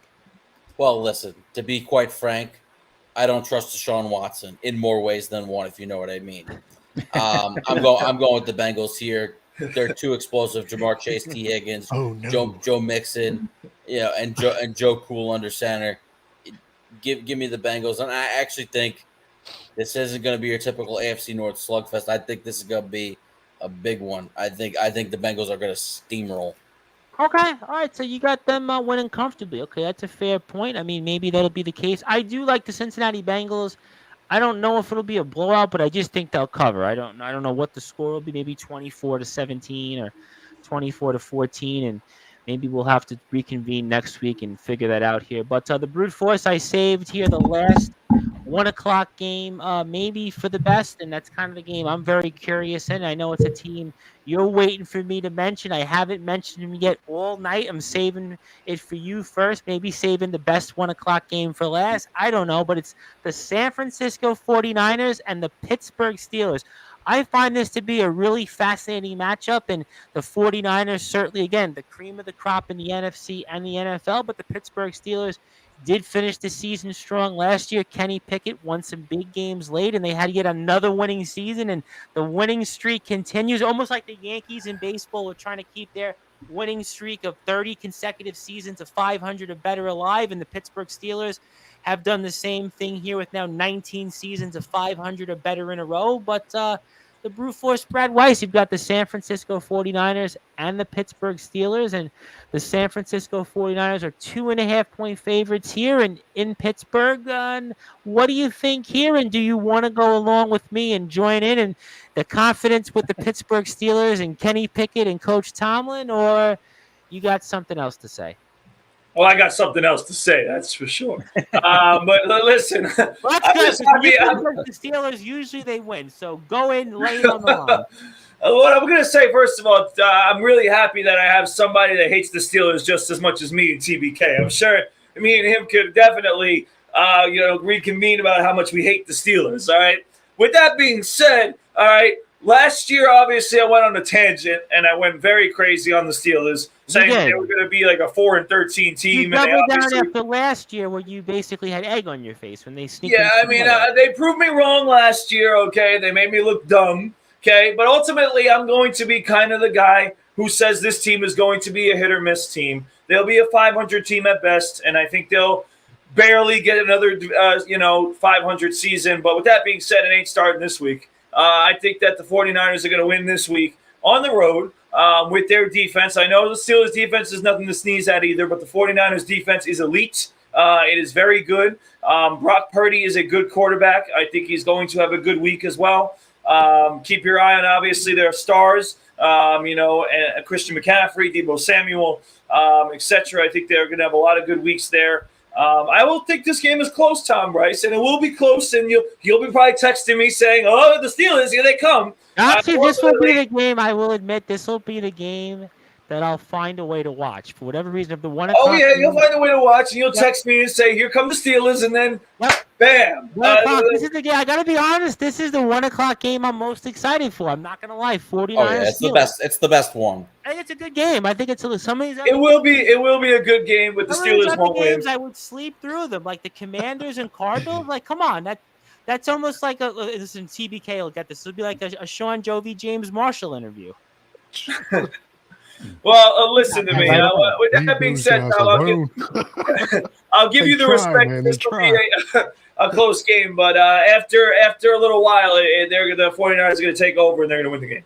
All right, fair enough. I mean, Chris, I am excited about this matchup. Obviously, the Steelers have been kind of one of our teams on Sportswire that I have taken a liking to, but the 49ers certainly have star power, and they are going to be one of the teams favored to come out of the NFC this year. But what's your thoughts? Again, 49ers are 2.5-point favorites here on the road, but it is Pittsburgh 1 o'clock, and I'm intrigued about this matchup. But what's your thoughts and more?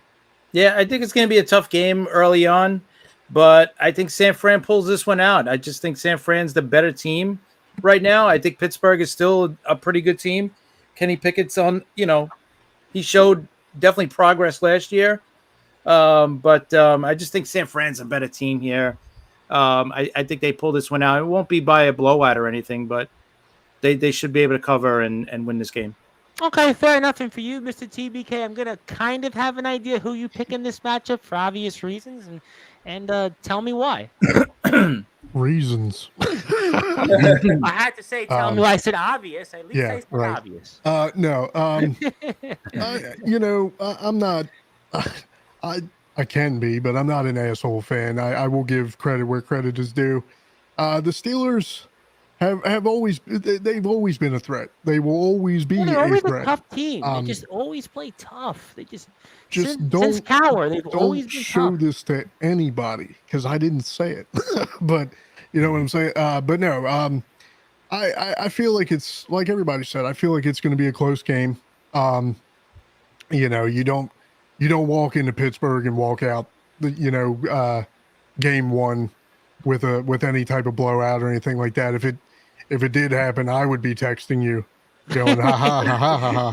You would message me on Facebook, yeah. But no, I think it's going to be without doubt. I have to agree with you. It's going to be the most interesting game of week one, just because they are two competitive teams.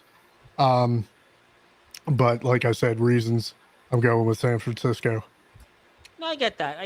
And for you, Justin, 49ers, Steelers, I do think that this is going to be the best 1 o'clock game, one of the better games, I think, of the weekend. And again, it's intriguing for different reasons. But Tell us what you thinking more as the 49ers are small favorites, and the algorithms on Yahoo have it 62% Pittsburgh, 62% San Francisco, 38% for Pittsburgh. So it's basically a game that's very even in the algorithms. And what are you thinking more? Yeah, the 2.5 number is exactly why I'm going to take the 49ers here. I would not be in the least bit surprised if Pittsburgh pulls this win off. I think this is actually it's closer to even than you might actually think. Well, 62-38 is very close. I'm still not as good as he played last year. Not 100% sold on Brock Purdy yet. I want to see him come back and do it again this year. The 49ers have the weapons to be, arguably the best team in the NFC. We know that. McCaffrey, Samuel, Bosa on defense, right? Everybody they got on defense, right? It's going to be tough sledding for Kenny Pickett. And, Najee Harris, I think he's going to have little to no running room in this game. But it's gonna be one of those 16-13 slogs, I think. I don't think either offense does anything that impresses you. And of course, they got the guy I think he's the consensus pick for Defensive Player of the Year this year, TJ Watt. If he's healthy, he's favored for Defensive Player of the Year. That Pittsburgh defense is going to be nasty. They're going to be physical. I think they're going to give Purdy a tough time. I think they'll give McCaffrey a tough time. So I like the 49ers to win by a field goal, and having that 2.5 number is the only reason why I'm going to take the 49ers here on the spread, because I think they win a very close battle. Well, obviously, I'm sure Brad's going to know who I'm going to pick, which he knew anyway because we obviously have them publicly. But I'm going with the Pittsburgh Steelers, but I have a reason because I think time of possession, I think the Pittsburgh Steelers will find a way to hold the ball more. And I tend to think that they'll make enough plays at home. And I think that this is the one case where home field might really make a substantial difference. Because if this game was in San Francisco, I think San Francisco would probably win this game, which being objective and objectively speaking, legitimately straight up, they'd win this game by 2 touchdowns or more. But because it's in Pittsburgh, 1 o'clock, defense, that crowd in Pittsburgh, I kind of think Pittsburgh finds a way to pull off an upset, a mild upset. But again, if it was in San Francisco, this would be the classic case of a totally different outcome. It could be, for all we know, 30-10. San Francisco, they would blow them out and wipe them off the field. But in this particular case, I do kind of think, for the reasons of that home field, time of possession, defense, 1 o'clock kickoff, I'm going to go and be the homer and pick the Pittsburgh Steelers. So I'm going to go very quickly in some of these games and just tell me who you think. First one here, Brew Force, I'm going with the Chicago Bears and the Green Bay Packers. This is as ever of a coin toss game you're going to get in terms of who's favored. It's 1 point. You have a 1-point spread for the Bears against Green Bay. And what do you think here, and who comes away with the victory? This is no upset special because it's 1 point between both teams, which basically nobody knows anything about these quarterbacks. So very quickly, who do you got? I got the Bears.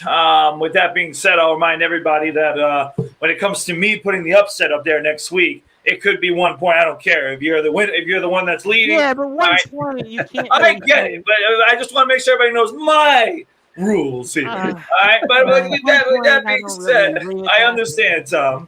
Okay, but I'm picking the Chicago Bears to win. I just think that they're actually a team that's not going to be a pushover. I think that they're going to be a team that competes as well. Justin Fields, I'm not going to go out there and say he's going to have an amazing season, but I think he's going to have a good season. And I think that the Bears have weapons. I like DJ Moore being there. Okay, I like Khalil Herbert stepping up as the number 1 running back. So a lot to like with the Bears. I think they'll win. I just think Green Bay will take a couple weeks to really show, but they're just going to be a below-average team this year. All right, Chris. The Bears are 1-point favorites at home. It's a 425 game. It's as pick 'em as you're going to get. 61% of the algorithms on YouTube and Yahoo for Chicago over Green Bay. And what do you think? Chicago should be a little better, obviously, with Fields. Their defense is still a big question mark, I think. But and I think Jordan Love is going to be a pretty decent quarterback. I don't know if he's going to be a lead or anything, but he'll be able to hold his own. He's been training now for 3 years. not training, but he's been the backup to Aaron Rodgers for 3 years now. So he's had enough time to develop. So, but I'm, talk about a flip of a coin. That was basically what I did in this one. So I'm just taking Chicago. I'll be honest. Look, one I was point. I mean, torn. that's just pick them as you're gonna get as a coin. I made flip. an argument when I was talking to myself about it for both teams. So I was like, you know what? I'll just take the home team, and maybe Chicago will finally beat Green Bay. I'm gonna have to re-listen to the Liftoff Jets show. Cheap plug. I'm gonna do that this week, and you can do it here. Very simple at the link below, where you can put all week listen to it. So I'll have to re-listen to what you and Sharman had to say. But I mean, TBK, this is to me as pick 'em as you're gonna get of the game. 1 point favorite. So if you told me Chicago, you told me Green Bay, I really wouldn't argue with you. But for all intents and purposes, who do you have in this matchup? I think with the subtraction of Aaron Rodgers, Bears finally get it done. And that's pretty much it. Yeah, I think that's kind of what most people are going to think here. I mean, for you, Justin, very quickly, Chicago, Green Bay, 1 point of the Bears favored. And what do you think here, and who comes away with the W? All right, so this is for anybody listening out in Chicago, if they might be. Bears. All right, the Bears are going to win this game. I think Justin Fields takes another step forward this year. I still have some questions about Jordan Love. I think he's going to, and I think he'll be pretty good, but I think he's going to struggle early on, and I think the Bears win a close one here. Yeah, Fields definitely did have flashes where you liked what you saw from him at times. But listen, it's no secret. Justin Fields is one of the most electric quarterbacks in all of the league. Yeah, and he put it together as a quarterback and be a consistent passer. That's one of the things I'm looking forward this year. Another year in that offense. Let's see what it turns out to be. I think he does take a step forward. I am going with the Chicago Bears because, again, pretty much I really don't know what to expect with this Green Bay Packers team. I really don't know Jordan Love. What have we seen? 2 games, really, of him as a starting quarterback in the league. I mean, I really don't have any impressions on him, and I kind of don't trust him in this spot, and I kind of think Fields could have something to prove. And I think Brad may have said this a couple of weeks ago on one of the shows on Sportswire, that he's the guy that could be capable here to put the Bears on his back, win a few games, and at least make them interesting. They'll be an interesting team to watch. I don't know what to expect of them legitimately as any worth of being a playoff contender, but they'll be interesting to watch. The Brute Force Bradley Weiss, I want to go with you when it comes to the Denver Broncos and the Las Vegas Raiders. Again, Sean Payton's in Denver, and maybe will it help Russell Wilson? I don't know. Las Vegas is also a different team. The spread has moved a little bit here, 0.5 point, 3.5 points to the favor of the Denver Broncos. Here at 425 game against Las Vegas. I mean, Brad Weiss, who do you like here between Denver and Las Vegas? 2 disappointing teams last season. Yeah, so another divisional matchup of teams, like you said, that struggled. So this was a difficult decision. With that being said, I went with Russell Wilson and the Broncos. I think Sean Payton will be an improvement for them. I think Russell Wilson can't play any worse. That's my theory, so I think he'll do better. So, again, I'm not going to expect him to be great, but I expect him to be better to beat Jimmy G and the other team on the other side, which is the Raiders, and their, putrid issues. So I'll take Denver in this game, another ugly slugfest game in Denver. But I'll take them, and I'll take the spread, although I am very tentatively really excited about that. Ironically but I'll enough, take real quick, the algorithm, even though Denver's favored, is with Las Vegas in this matchup. So that tells you that nobody's really confident in this matchup. There's really no confidence here. Either of these teams. And No. Chris, again, the Denver Broncos are very mild favorites here, 3.5 point favorites at home. They do have a new coach. Does it change things? I don't know. But what do you think here in an early AFC West matchup between the Denver Broncos and the Las Vegas Raiders? Yeah, in this game, I took the Raiders just because the Raiders played Denver really well for whatever reason throughout the years, especially recently. They've won like 5 or 6 straight or something. So, and I just don't trust right now. I just don't trust Russell Wilson. He's got to prove it, after these last year, even 2 years, go back a couple of years. He has not been good. So listen, and if Sean Payton can help him, obviously he's done. But So until I see him actually getting back to something, decent, I'm going to go against him, and especially against a team that always beats Denver or always gives them a hard time. So I'm going to take Vegas in here, and I'll take the 4 points, 3.5. 3.5. Yeah, well, it Yeah. was 4 and moved down to 3.5. Yeah. I'll take the Raiders. Yeah, it's a tough one. This is really one of those tougher ones to pick. And TBK, the Baltimore kid, I mean, Broncos, Raiders, it is kind of another pick-em match. There's a few of them on the slate. You look at and say, okay, well, if I pick that team, I could see why the other team wins, and conversely the other way around. But the Broncos are very mild favorites. And what do you think here in this matchup, 4:25 kickoff? Yeah, I decided to pick the Raiders too. I don't see Russell coming out and doing anything special. Sean Payton, great coach. Can he get behind him? Can he motivate him? We'll see. That remains to be seen. But until they show us something, I had to pick Las Vegas. Justin Gianelli, Denver, Las Vegas. Obviously, it seems like you can make a case for both. It reminds me again of my days in law class where you had to kind of make a case for one side or the other, the plaintiff and the defendant. But what do you think here in this matchup is somebody has to win an early rivalry matchup here in the AFC West? So being completely honest, this game is the most uncomfortable pick of the bunch. Vegas had a 54-46, and Denver's the favorite, so that tells you right there. Yeah, I'm gonna take Denver in this one. I think Russell Wilson will outlast Jimmy Garoppolo in this one. It's gonna be one of those ugly games. I think Denver should be good enough where they could fight for a wild card.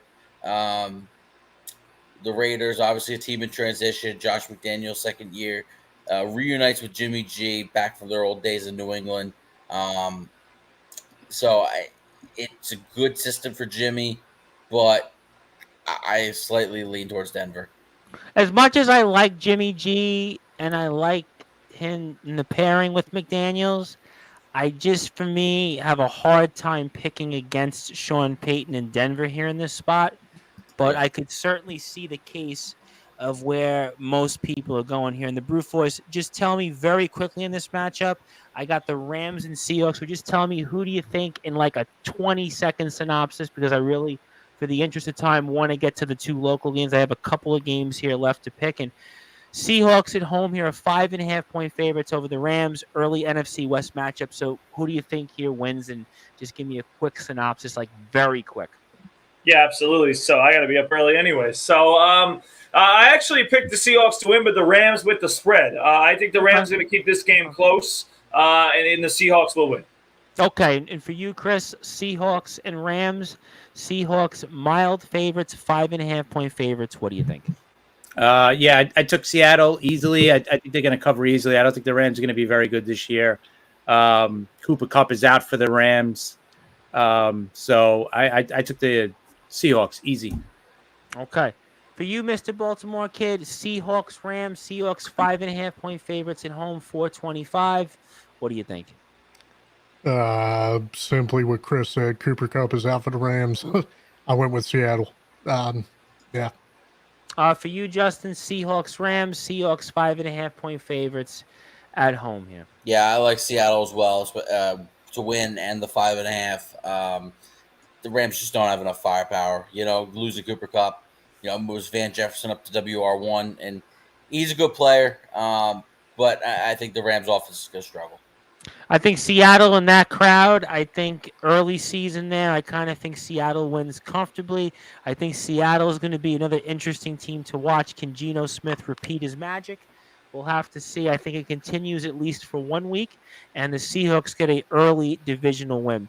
The Brute Force, Bradley Weiss, the other team in Los Angeles, that is the Los Angeles Chargers, for our friend Anastasia Racina, who has obviously been listening to us here a lot over the past several months on Sportswire, and her beloved Chargers. And Miami, though, here, and it's 3-point favorites are the Chargers. Chargers have a lot to prove, though. A lot of people have had mixed signals. But for you, very quickly, Chargers, Dolphins, Chargers, 3-point favorites here, though. Who do you like? Yeah, so I took Miami with the spread, and I feel very confident in that. Even if the Chargers win, Chargers another team don't really hold big leads, make everything close. So I think that even if the Chargers win, it won't be by many points. Three. So obviously, it's either. Yeah, I think it'll be 3 at most. So I don't see that, and I think there's a good chance Miami does win though.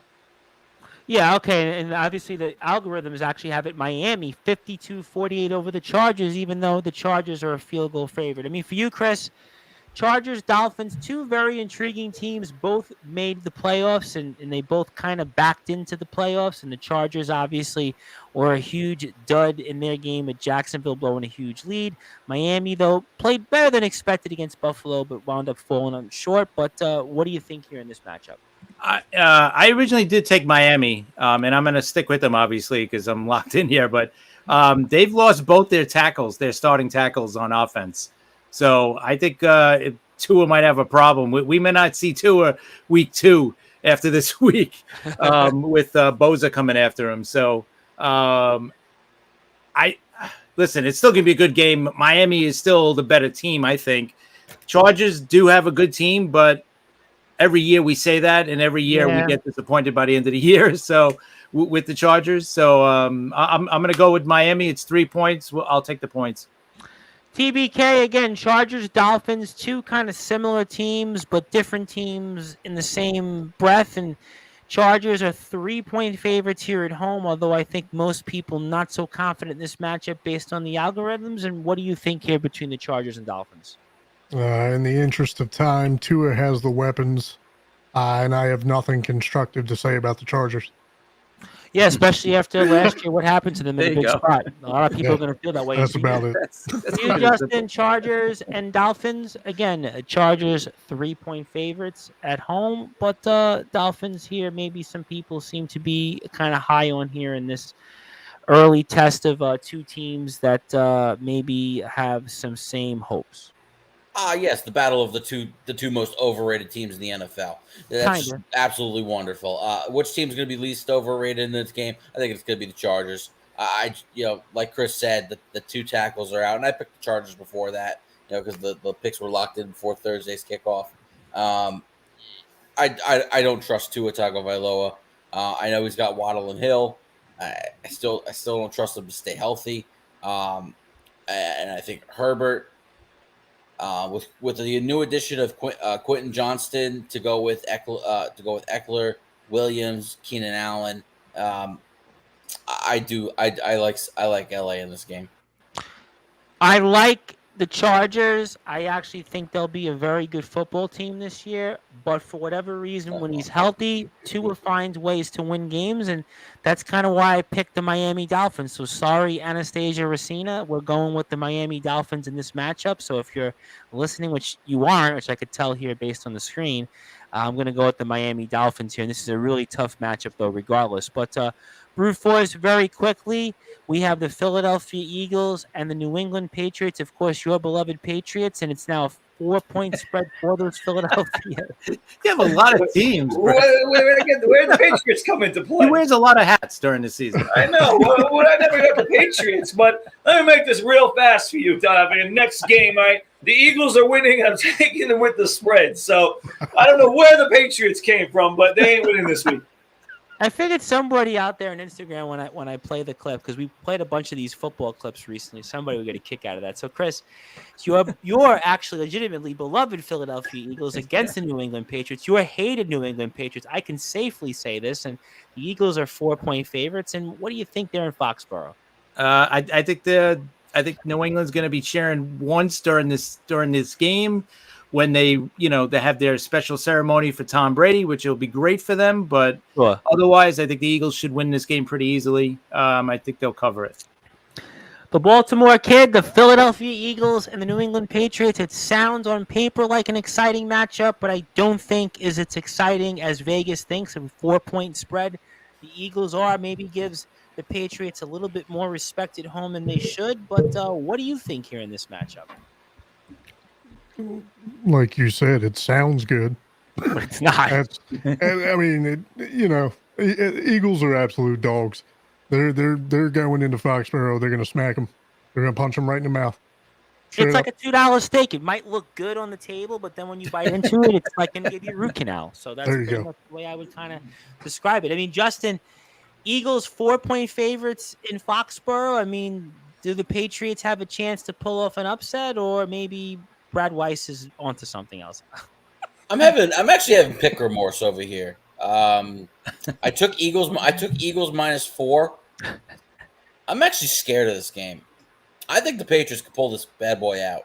Whoa. I'm gonna take the Eagles Rekindling the Patrick Trotty days here. The Patrick Trotty. I'm gonna take the Eagles -4 because that was my pick. Okay. But something inside tells me, with them honoring Tom Brady, this team's gonna find some pixie dust, and it's like Brady's gonna magically will this team, and Mac Jones is gonna pull off some kind of upset. I'm just deathly afraid of that result. But the Eagles win. Whenever you wake up, you let us know. Well, Patrick, when he was on the show, would pick these games, and he would just pick this upset, and it was like he'd have no idea why. He would just pick them, and occasionally he would get them right. So eventually, if you pick enough of them, I guess you get them right, but there's nothing that Again, listen, for the sake of our picks, I did take Eagles -4. So I will stick with that, but something is scaring me in this game. Yeah, I mean, I get it. It's New England, but again, on paper, this would be a matchup you'd be really excited for. But to me, I think the Philadelphia Eagles win comfortably because I think it's two different teams in two different directions, and I don't really feel that much more to say. And the algorithms say 79% Philadelphia, 21% New England based on those forecasts. And the brute force, Brad Weiss, one of your teams that you definitely always have an opinion for is the Dallas Cowboys against the New York Football Giants. And it's the Dallas Cowboys here, 3-point favorites. It has kind of moved a little bit in the direction of the Giants. I'll be curious to see maybe if it moves half a point here. We've got our last two games before we sign off for the night. But do you feel confident picking your Dallas Cowboys, or maybe you want to go with some of the locals on Sportswire and go with the New York Giants here Sunday night in the first of the tri-state area teams getting that coveted primetime spot? So the brute force, the floor is yours. This is where I wish I had that upset special going behind me and the sirens. All right, and again, I'll be back next week. All right, but I'm picking the Giants, and I'm going to pick them to win as well. And you know what? It's just like the Jets need to get over losing to the Patriots. The Giants need to get over losing to the Cowboys. They've lost to the Cowboys like 7 or 8 straight times or something like that, and it's enough. I think that the Cowboys, speaking of overrated teams, like Justin said, here's another one. Overrated. I know their defense has a lot of studs, but Dak Prescott is overrated. He's not a great quarterback. He's an average quarterback at best. Their running game, let's see what happens with Pollard being the number one now. Again, the Cowboys to me are a 500 team this year. I'm not really excited about them a lot. And I think the Giants, knowing that this is a team that they need to beat, and they've lost them this many times, will have a chip on their shoulder on opening night, and they'll find a way to win this game. And I'll take them with the spread. All right, Chris, Cowboys-Giants, this is a familiar opening of the season, whether it's Monday night, Sunday night. I feel like I've seen this story many different times. But the Cowboys, I really have. I do feel like in my lifetime I've seen this. It feels like it's every year. I know. It has to have. If somebody did a stat, maybe we'll do it on next week's show. These teams have had to have faced each other in week one, prime time, at least like 10 or 12 times over the past 20 years. It feels like that at least. But I mean, Chris, is there a way that the New York Giants win this one? Or maybe Dallas on the road, 3-point favorites, they win Sunday night? What do you think? Listen, I took the Giants too. I think the Giants are going to be pretty good this year. I think they're going to, improve on last year. They have to be a little bit better. Not saying they're going to take Philly over for the division, but and I think they're finally going to get over that hump of losing to Dallas all the time. Because a few years ago, it used to be the opposite. The Giants owned Dallas there for a couple of years when Eli was there. So maybe this is the game that gets them over that, losing to them all the time, celebrating. It's going to be a 9/11 celebration, obviously, remembrance type of thing. So, there's going to be a lot of emotion going on in that stadium. So, the Cowboys, they are overrated, but they do still have a crap load of talent on that team. Well, it's just a matter of the regular season. They have been in the regular season. They just don't get it. They just never put it together. Whether it's the coaching, the ownership, something's wrong there. I don't know what, but there's enough talent there to do better than what they've done over the years, and they just can't get it done. So I'm going to take the Giants with the 3. Why not? At All home. right. And TBK Sunday night, Cowboys, Giants, always feels like this is a familiar sight, and the Dallas Cowboys are mild favorites here if there was ever a mild favorite for a Sunday night game on the road. And what do you think here in this matchup very quickly? To be honest, this was a pick'em game for me. Like 51-49 Giants. That tells you it's another toss-up, 51-49. Yeah, I legit, and I don't know if you guys are going to like this answer, but I legit flipped the coin, and it landed on Dallas. There's nothing wrong with that. I mean, Bears Packers, Chris. So yeah, this is one. Yeah, I'm with you. Don't worry. yeah. No, I mean, I when I really do think Was about it it, heads though, or tails when you flipped it? it was heads. So yeah, no. So, being real though, I think Sunday night under the lights. Even though they're at home, I don't think the Giants are pulling this one out. I don't think so. For you, Justin, Cowboys, Giants, Cowboys 3-point favorites Sunday night game. What do you think? Listen, when we're talking about the Dallas Cowboys, we got to remember what month it is. It's September, right? The Cowboys are going to go off to a good start here. Yeah. I think that they're going to be. It's going to be another one of those years where the Cowboys sleepwalk their way to 11-6 or 12. Yeah. You know that's what's going to happen. Yeah. They're going to be good. They're going to struggle late in the year, and guess what? They're going to get knocked out in the first round. They back into the Although playoffs. they beat the bad Buccaneers in the postseason last year before getting knocked out in the second round, but by the 49ers. But the Cowboys are always an 11-12 win team. Let's just face it, and they're going to go off to a good start. Prescott's going to play well. The rookie corners of the New York Giants scare me. CeeDee Lamb and Brandon Cooks, I think, should actually be able to have their way offensively. And I don't trust Daniel Jones yet. I need to see more out of Daniel Jones. So give me Dallas here, minus the 3. I'm going with the Dallas Cowboys because to me, again, the Giants, I don't trust them in this spot. I think Dallas does enough to win. It'll be a close game, but I think Dallas pulls away, and I just think Dallas is too talented. I know, Brad, you're always down on the Cowboys, but they're good enough in these spots in the regular season. It's toward the end of the season that's where we kind of have the skepticism. But I think in this one here, I'm not fully convinced on the Giants, and I kind of think Dallas finds a way to win and gets a win, and they go 1-0 here. Last game, the brute force, we're going with the New York Jets and the Buffalo Bills, although technically it's the Buffalo Bills who play in the state of New York, and it's the New York Jets that play in the state of New Jersey. But I know a few people that are going to this game, the brute force. I know you won't be one of those people because you'll probably be on a basketball court while you'll be watching this game. But nevertheless here, will the New York Jets level up here? And though they're 2.5-point underdogs, maybe you'll will them away to victory on an 8:15 Monday night game, September 11th. A lot on the line, a lot obviously to think about and to play for. But do the Jets start the season off 1-0 Monday night against the Bills? I like that, Tom. You use the Jets and level up your game because that's what they're going to do. The Jets are going to level up their game on Monday night against the Buffalo Bills. Like Chris said about 9/11, there's that 9/11 factor with the Jet game. There's obviously a lot of emotions and a lot of people going to that game, motivated, excited. One of the loudest crowds you'll probably hear in a while at a Jets game. They'll be going nuts. So I think with all this momentum, with the 9/11, with everything with Aaron Rodgers, with how motivated he is to get out there on the field and play for these Jets, plus the fact that the Jets actually beat Buffalo at home last year with Zach Wilson. So I think that they're going to come out this year. They're obviously going to do a lot better on offense. Their defense is going to be rolling, and they're going to have that momentum of the home crowd in New Jersey, as you said, Tom, okay? And they're going to get this job done. And like I said, like we said on the last time I was on, I said one big reason why I think the Jets are going to be a double-digit winner this year is because they're going to get off to a good start. This good start starts on Monday. All right, Chris, and I know who you're going to pick in this matchup, but I'll still ask it anyway.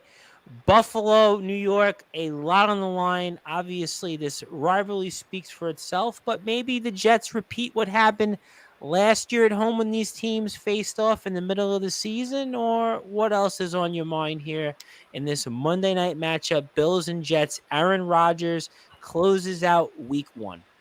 Yeah, I listen. The Jets defense is going to be top 3, top 2 this year, maybe the best defense in the league. I mean, they're just going to come after you all day with that defensive line. Great cornerbacks, better safety combo this year as well. Oh yeah. So, and the offense obviously with Aaron Rodgers, and once you get Breece Hall back he's going to be back Week 1, but I'm talking about fully healthy and over that knee issue. This is going to be some offense, man. Garrett Wilson's I think he's going to get into that elite wide receiver talk, the top 3 guys. He's going to be up there with them now after this season. I think the Jets are going to win. The Bills are the Bills. The Bills are going to be a good team this year. I'm not saying they're going to be bad. They just haven't gotten better over the last couple of years. They're just the same good team. And I think they're just a step below these top teams. They're going to get to the playoffs and lose, They kind of feel stale, to be honest. Right, exactly. I think I said it on the podcast. I think they kind of peaked in that game against Kansas City a couple of years ago. The big crazy playoff game. That was their game to win, and they blew it. And they just haven't.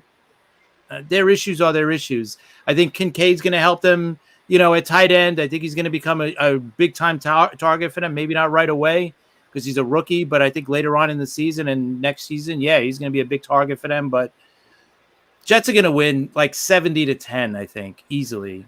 I'm kidding. It's going to be a tight game. Listen, 23-17, something like that. Jets win.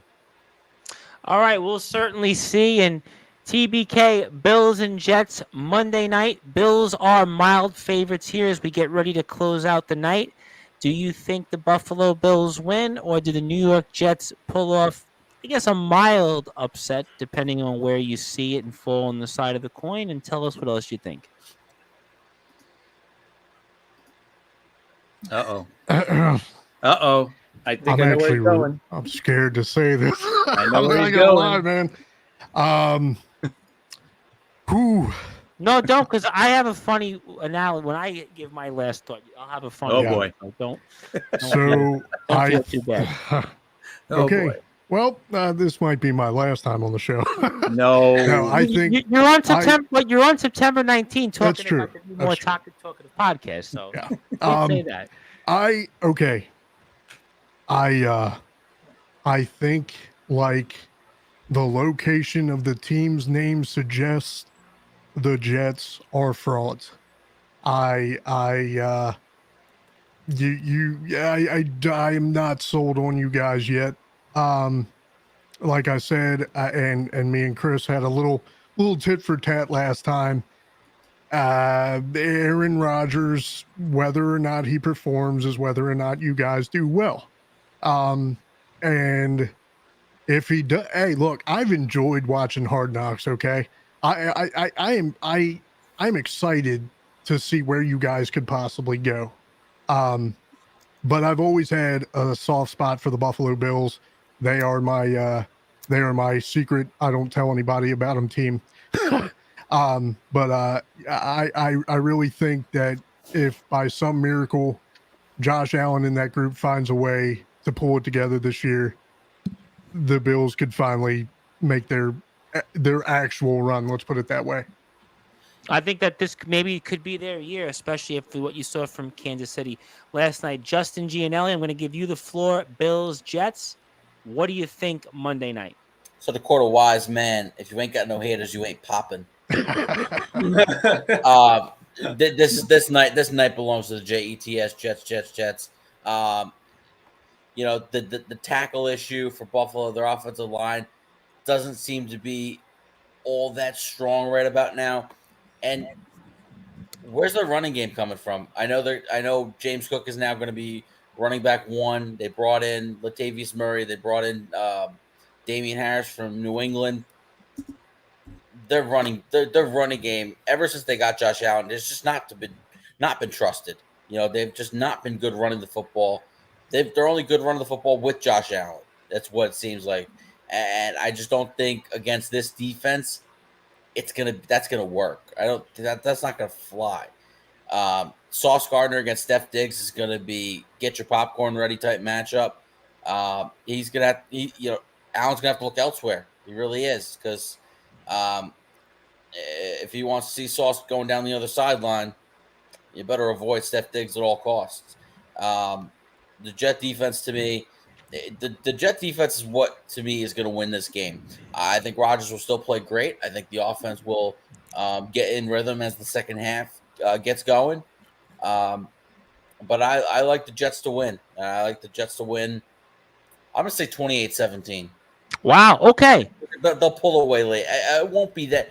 I'm not going to say the Jets are going to blow them out, but I do think they could pull away late.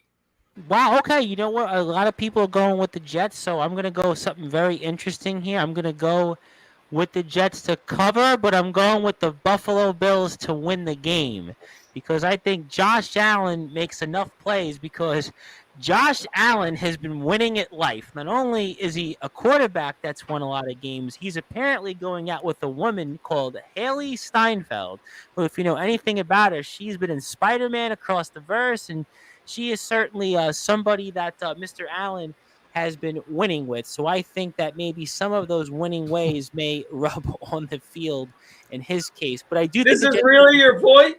Yeah, pretty much. Come on, Tom. Really? Yeah. What's going on? That's a good way to get to a pick too. Oh, because he's dating a girl who's really hot. But I did say the Jets were going to cover. I Can't argue with Spider-Man.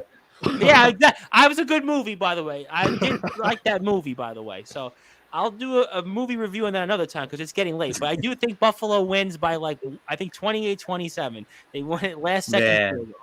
Wow. That too. Damn. People are going to, like, throw me probably off the ledge at this point. So Sunday night may be my demise, but we'll have to see. But you know what? That's what we think. You may have a different take. You can tell us what you think here. I put the link here for all the shows. So if you want to hear the Liftoff Jets, you want to hear the Now Be More Talkative podcast, if the baseball banter ever comes back, and anything else, we're at sportnarium.com/player. Also, YouTube at Sportzwire Radio. So tell us what you think. And Friday, the brute force Brad Weiss will tell us the standings. We'll recap where we are, and we'll try to come on a little bit earlier so some of the guys can come on here and you can join the conversation as well. So let's get to closing thoughts here. Obviously, it's getting late. Chris, I'm going to go with you first. I'm going to work my way around differently. So anything you want to plug, share, or say, and the floor is yours. Thank you very much, Tom. Guys, great show as always. I'm just looking forward to, man, week 1, NFL. We're finally here. Baseball, we could kind of push away for now. In New York, it's sayonara. Until the postseason starts, I'll be, But you know what? At least the Yankees have something to look at. At least there's something interesting. Yeah, with the I did Yankees, listen to the show today between you Yeah. and the Pinstripe Chronicles. I did listen to a lot of that. So it was basically, there is some optimism in it. There's something, there's something there to watch. So at least we're watching something with the Yankees. And I think I'm gonna be with Lynn on her show Sunday morning. Yeah, they used to give me the shows on the radio, but I haven't got one of Lynn's shows in months. So hopefully, if I get it, I'll play it. But I haven't. She just sent me a message and she was like, "Oh, do you want to come on?" I think Bobby usually gives me the Pinstripe Chronicle shows, but I haven't got a Lynn show in maybe 3 months, so I don't know. Oh, okay. Well, maybe this is the first one since then. I don't know. Okay, all right. So I'll be there if you want to check me out. I think it's on at 11 o'clock. They usually give me the audio after they go off the air, and that's when I play them on Sportswire. So I actually like to listen to the show. So hopefully, I'll ask Bobby over the weekend if I can get the copy and I can play it. So sounds cool. Well, that's what I'll be. If not, next week, talking Rivals on Monday. Probably back to normal on Monday. I know Patrick had some issues there. Yeah, a little bit. And then Wednesday we'll do talking Rivals. We'll be, talking about hopefully the Jets' victory, against Buffalo, and our next game I think is in Dallas next week. So that should be fun. And you know where to get us? Talking Rivals on Twitter, Liftoff Jets on Twitter, myself CP7NY. So check us out. I'm looking forward to all that. Yes, and I enjoyed the show from the Talking Rivals. I had a chance to listen to it this afternoon, and I listened to the Liftoff Jets yesterday, but I'm going to go back and listen to it again because I'm live on Sunday as well. So very good stuff, and great stuff as always from you, Chris. Mr. Baltimore Kid, I'm obviously happy to have you. I'm looking forward to your show I'm going to receive on Monday at some point. I look forward to hearing what you have to say. You had an interesting conversation. You guys were talking. There was a couple of yous on the chat kind of talking about different things and kind of like personality stuff. And I thought that was kind of interesting. And it actually woke me up, which was good because I played it Tuesday afternoon. I took a nap. And I woke up, and all of a sudden you were on. And I actually left the computer on. It was good. You woke me up, so that was a good thing. So thank you for that. I give you the floor. Anything you'd like to plug, share, or say, and fire away. Well, it's great to hear. I'm glad I'm not putting people to sleep. You woke me up. That's obviously the opposite. So obviously, Rev, thank you again for having me on the show, guys. Great show. Yeah, like you said, the Off the Dome podcast is now the Be More Talkative podcast.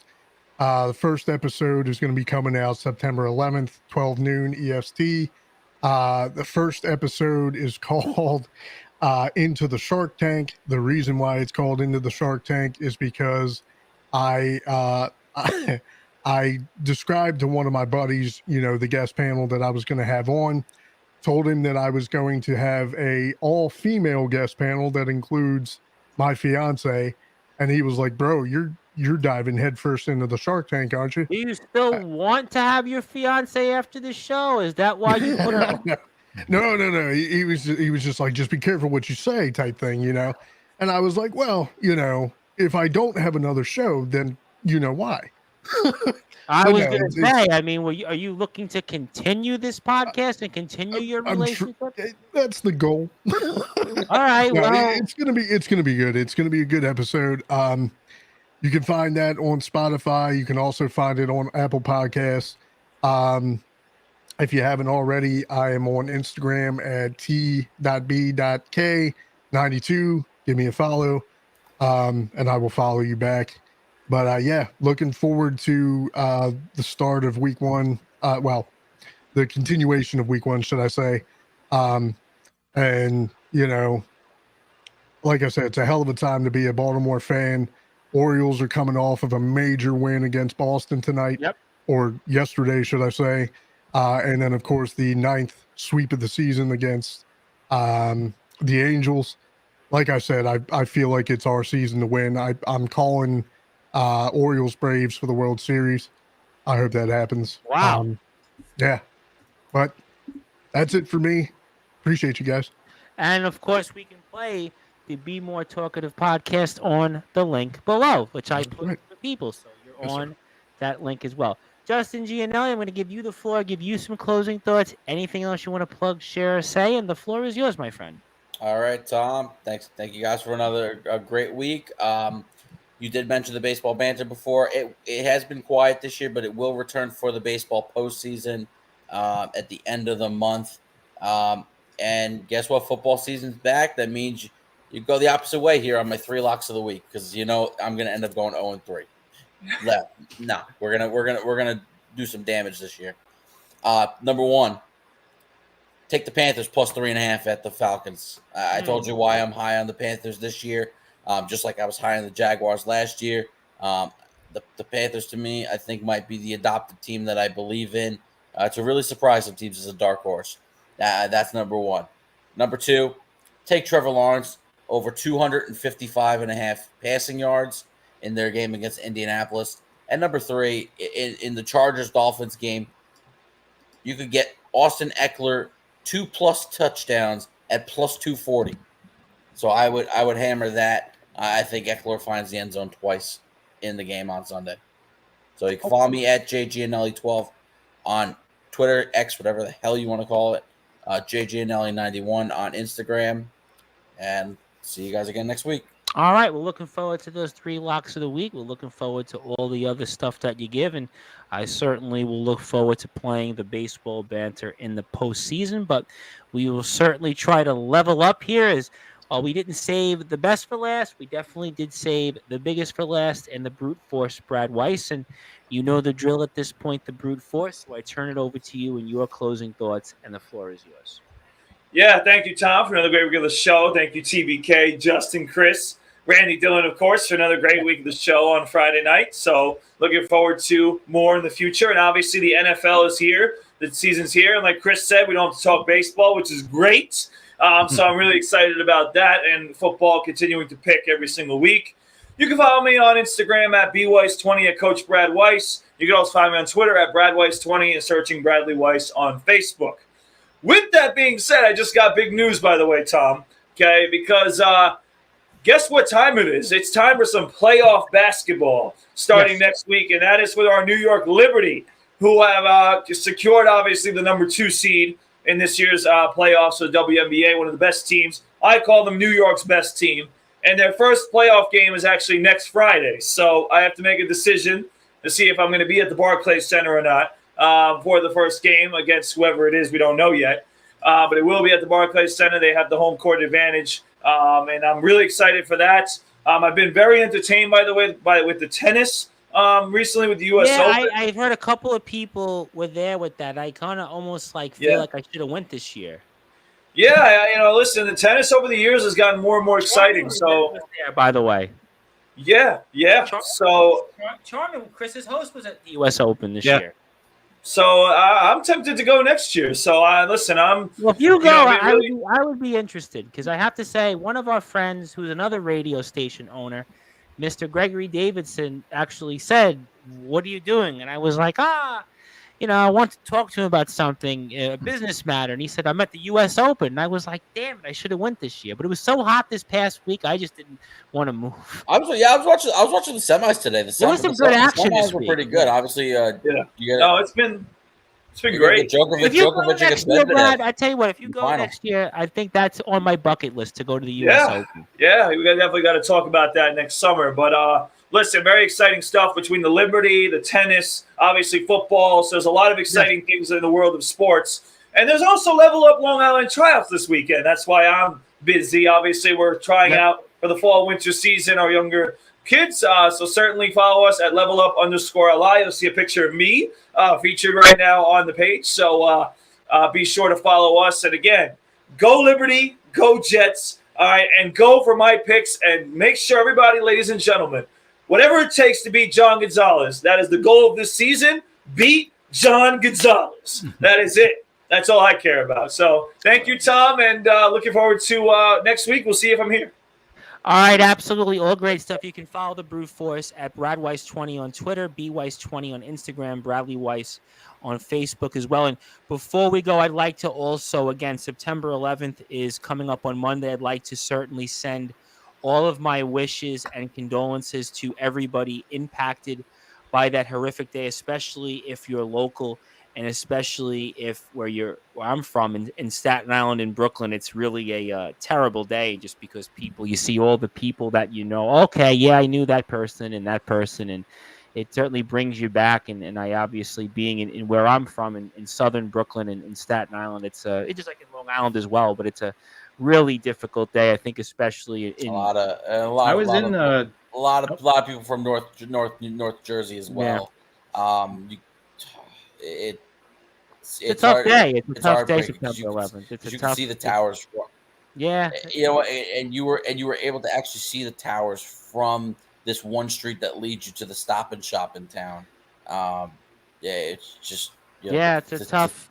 Be picked up from school and see the smoke. It was just chilling. Being in Brooklyn at the time, you could see the smoke right over. I was actually working in the city that day, and I went up after I was meeting somebody to bring them upstairs, and I was like, "Hey, what's going on?" And it's like, "Hey, did you hear about a plane hit the World Trade Center?" I was like, "What?" I was like, "It's beautiful out today." So we ran up to the roof. It was really hot that day. It was like 80 degrees, 85 degrees. Yeah, and it was clear. Hot. It was beautiful that day. And we're watching like the one building on fire, and then we actually watched the next plane come in and hit the building. And up until that point, I did not think, this was a terrorist attack. I thought it was just my accounting teacher was like, "Well, it's an accident. It was an act. Nothing really happened. We didn't know."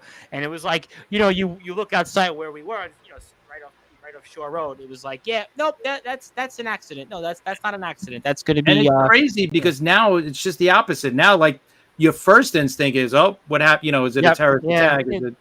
It's a tough So- day, obviously, in New York, and obviously the Bills and Jets will be playing with heavy hearts. Certainly the Giants as well. So I did want to give my thoughts and prayers to everybody that was, impacted by it. Everybody that was certainly working by that. Obviously, Bobby Tats, when he was on the show, we do them live. Bobby spoke about his memories of also working in Manhattan that day, and not to spend too long on it, but I do really want to give my thoughts and prayers to a lot of people impacted by it. I mean, it's obviously it's never easy. It never feels like it's a day that will just be forgotten. And I hope that people do at least spend a few minutes to give their thoughts and prayers to everybody impacted by that horrific day, and just almost 3,000 people never came back, and all the firemen and everybody else. I just wanted to give my thoughts and prayers to that. I also wanted to give my thoughts and prayers to a young woman that was killed in a horrific accident, Gabrielle Shamus, actually from Diker Heights, Brooklyn, 22 years old, on the Staten Island Expressway with another woman. And the reason I bring it up is because actually her father died 5 years earlier. And the reason I bring this up, and I wasn't going to say it on the air, but I'll say it on the air because at this point, I don't think anybody's going to even listen to this, but I actually, when Steven Saperstein, who has obviously been a friend of ours here on Sportswire, was running for office, we knocked on this guy's door, and the guy the next day died. I mean, it was like one of the most really horrific things I've ever experienced in a way. And now his daughter dies in a car accident. So I haven't even told Mr. Saperstein this. I'm sure he won't want to hear it, but it's just kind of sad that you just don't know with people. And I just wanted to give my thoughts and prayers to this young woman. Another woman here on Staten Island also died in the crash, 22 years old. So just, I know we're going through a lot out there in the world. We're looking at our 401ks. We're looking at the news and migrants and everything else, but just 22 years old, and they don't have a chance at life. So I just want to give my thoughts and prayers to those people, because it does impact me a little bit in a way from just experiences. But I do want to thank everybody. I also want to congratulate our 5-Town Sound men's and women's soccer teams. The men's team is number 4 in the USCAA poll. The women's team is number 13. They'll be in action this weekend, and I look forward to covering the teams as well. And also, we are back Sunday night. We are back 11 o'clock Eastern time with Craven Rage, the ruler of the yard, the backyard nightmare. I know TBK was looking at me there, but he is going to respond because our friend, or it's his show, Mr. Omen Black, attacked Mr. Rage at the end of the show. So something tells me the fireworks will be returning to Sportswire Radio, and I'll also be back September the 11th. I'll be back with Cyrus from Dominant Breakout Wrestling, and also earlier in the day, I'll be with Joshua Snow, the chairman of Nonstop Action Wrestling, at 7:30 p.m. British Standard Time. But as a reminder, I'll be back here Sunday, 11 o'clock Eastern Time. So if you're kind of bummed out about the Cowboys Giants outcome, Craven Rage is going to be addressing Omen Black. He's going to be addressing the entire backyard wrestling world. He is promising fireworks. He is promising daggers. He is promising vengeance. And he is going to be specifically addressing the IMF and Mr. Omen Black, the man that laid him out. So the Backyard Nightmare, who's closing in on that 500-day mark, is the champion, the all-out champion in WCE, is going to be talking about all of that. You can follow him on YouTube and Facebook at WCE Heat, WCEHeat.com, IMF Wrestling 666 on YouTube. Something tells me that Mr. Black and Mr. Soldier will be live with us, as well as the newest member of the IMF Foundation, Mr. Sean Jovi, the resident rock star. So a lot there, but I want to thank everybody for tuning in. I want to thank all of the panel here on Sportswire Radio, including Chris Bezea, the host of Liftoff Jets and the Talking Rivals, Justin Gianelli of the Baseball Banter, the host of the Off the Dome podcast, now the Be More Talkative podcast, Mr. TBK, and of course the coach for the Level Up Basketball Organization, Long Island Nets he's with. He's also the head coach of our Plainview Boys JV basketball team and 27th all-time in the history of the SJLI Golden Eagles men's basketball team, the Brute Force Brad Weiss, and my name is the Reverend Tom Bryce, the man behind Sportswire Radio and your voice of all wrestling. I'll be back here Sunday night, 11 o'clock Eastern time, Craven Rage. And again, my thoughts and prayers to everybody impacted by that horrific day on September 11th. 22 years. Doesn't feel like it at all. So please keep your thoughts and prayers to everybody out there. But thank you. Enjoy your weekend. Let's go your favorite football teams. Let's go Steelers. Let's go Lions.